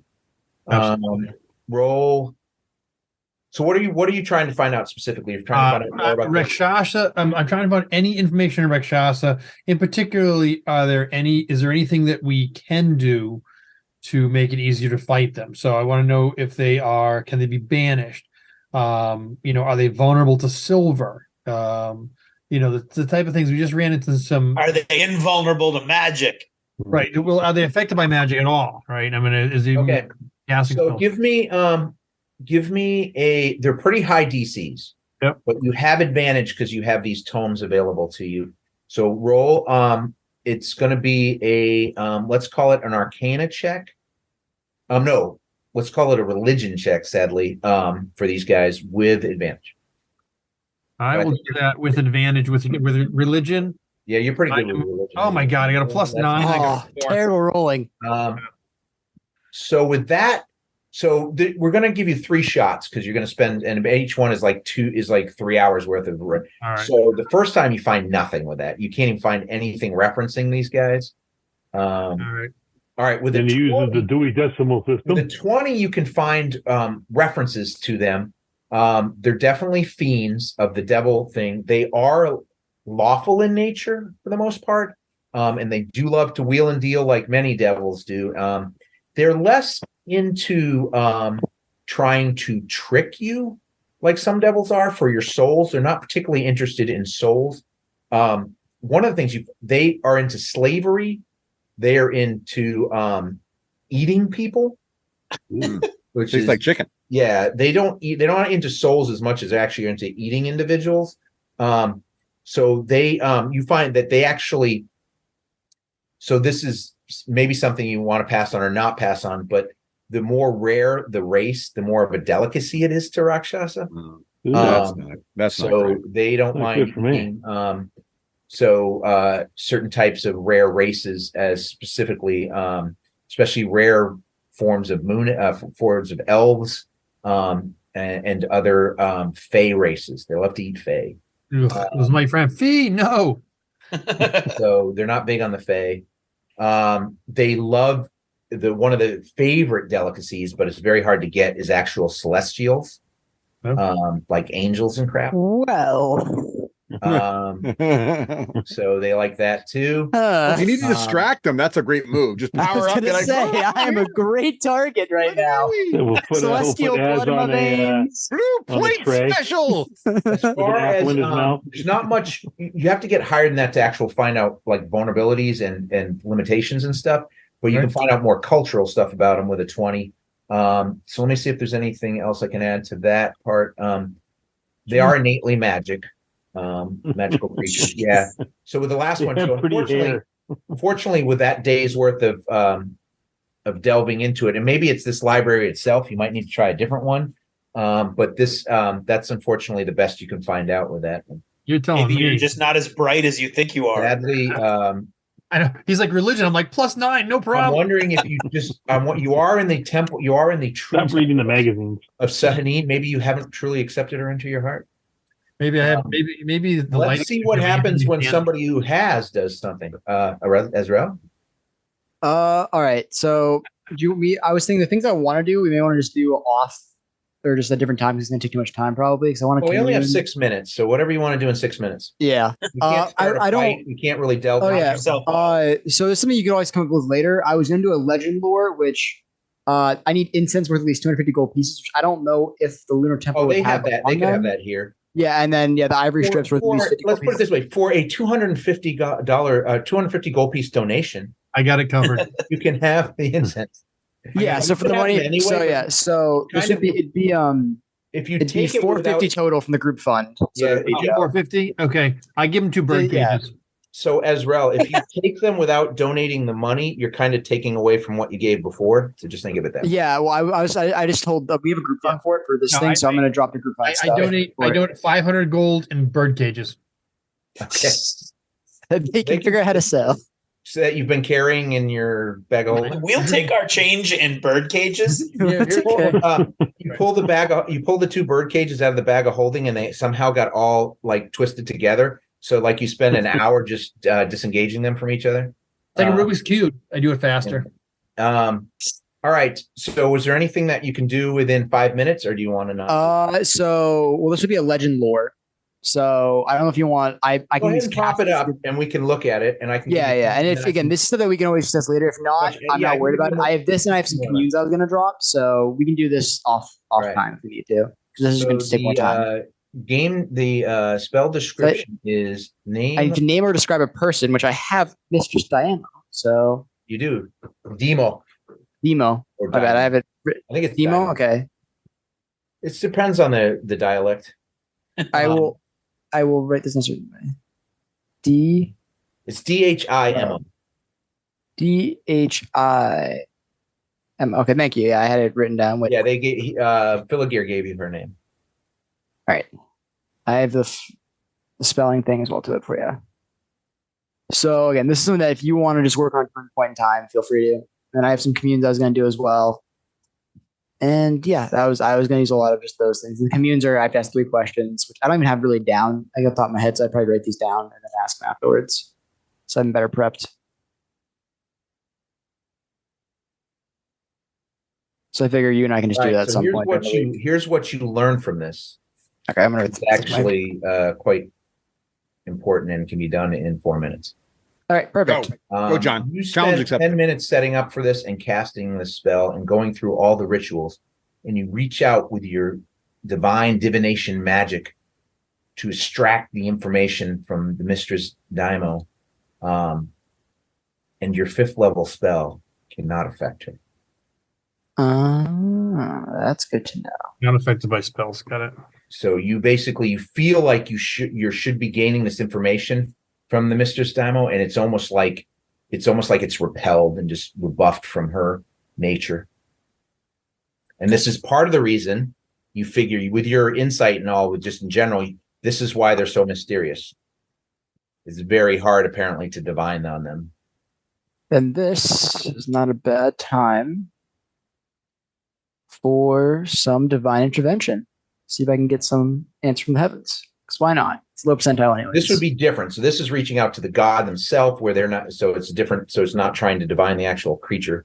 No, this is just. So this is how this spell works. For those not knowing, this is a new ability he has. It's an ability, yeah. Which is sadly, it's a great idea, but sadly, you can only do it every 7 days. Super big. You have to roll percentile dice, and it has to be your level or lower. So you have a 10% chance of making this work. All right, so there's the D100. The good news is once you reach 20th level, it automatically works. Okay, I have to deal with the fact that everything's in the way of everything right now. This will be the last thing we do for tonight is you're going to roll these percentile dice. If you roll below 10, I'll be writing up all kinds of good stuff. Uh-oh.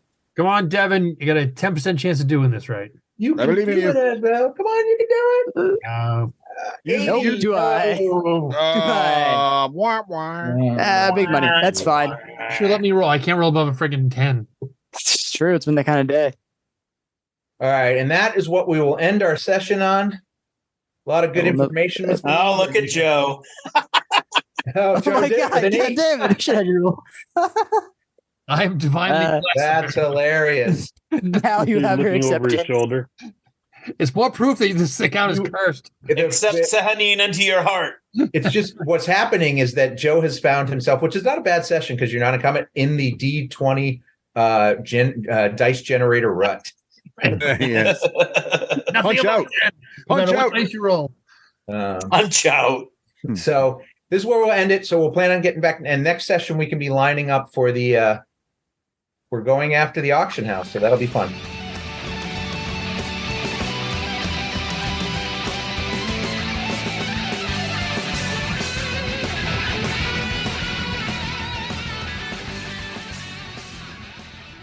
Achievement unlocked! You've made it to the end of another D6 Generation episode, the podcast whose humor has universally been acclaimed as not too horrible. Please let us know what you thought of the show by emailing us at info@thed6generation.com. If for some inexplicable reason you actually enjoyed this show, you can help others find out about it by leaving positive reviews on iTunes. Thanks for listening and happy gaming.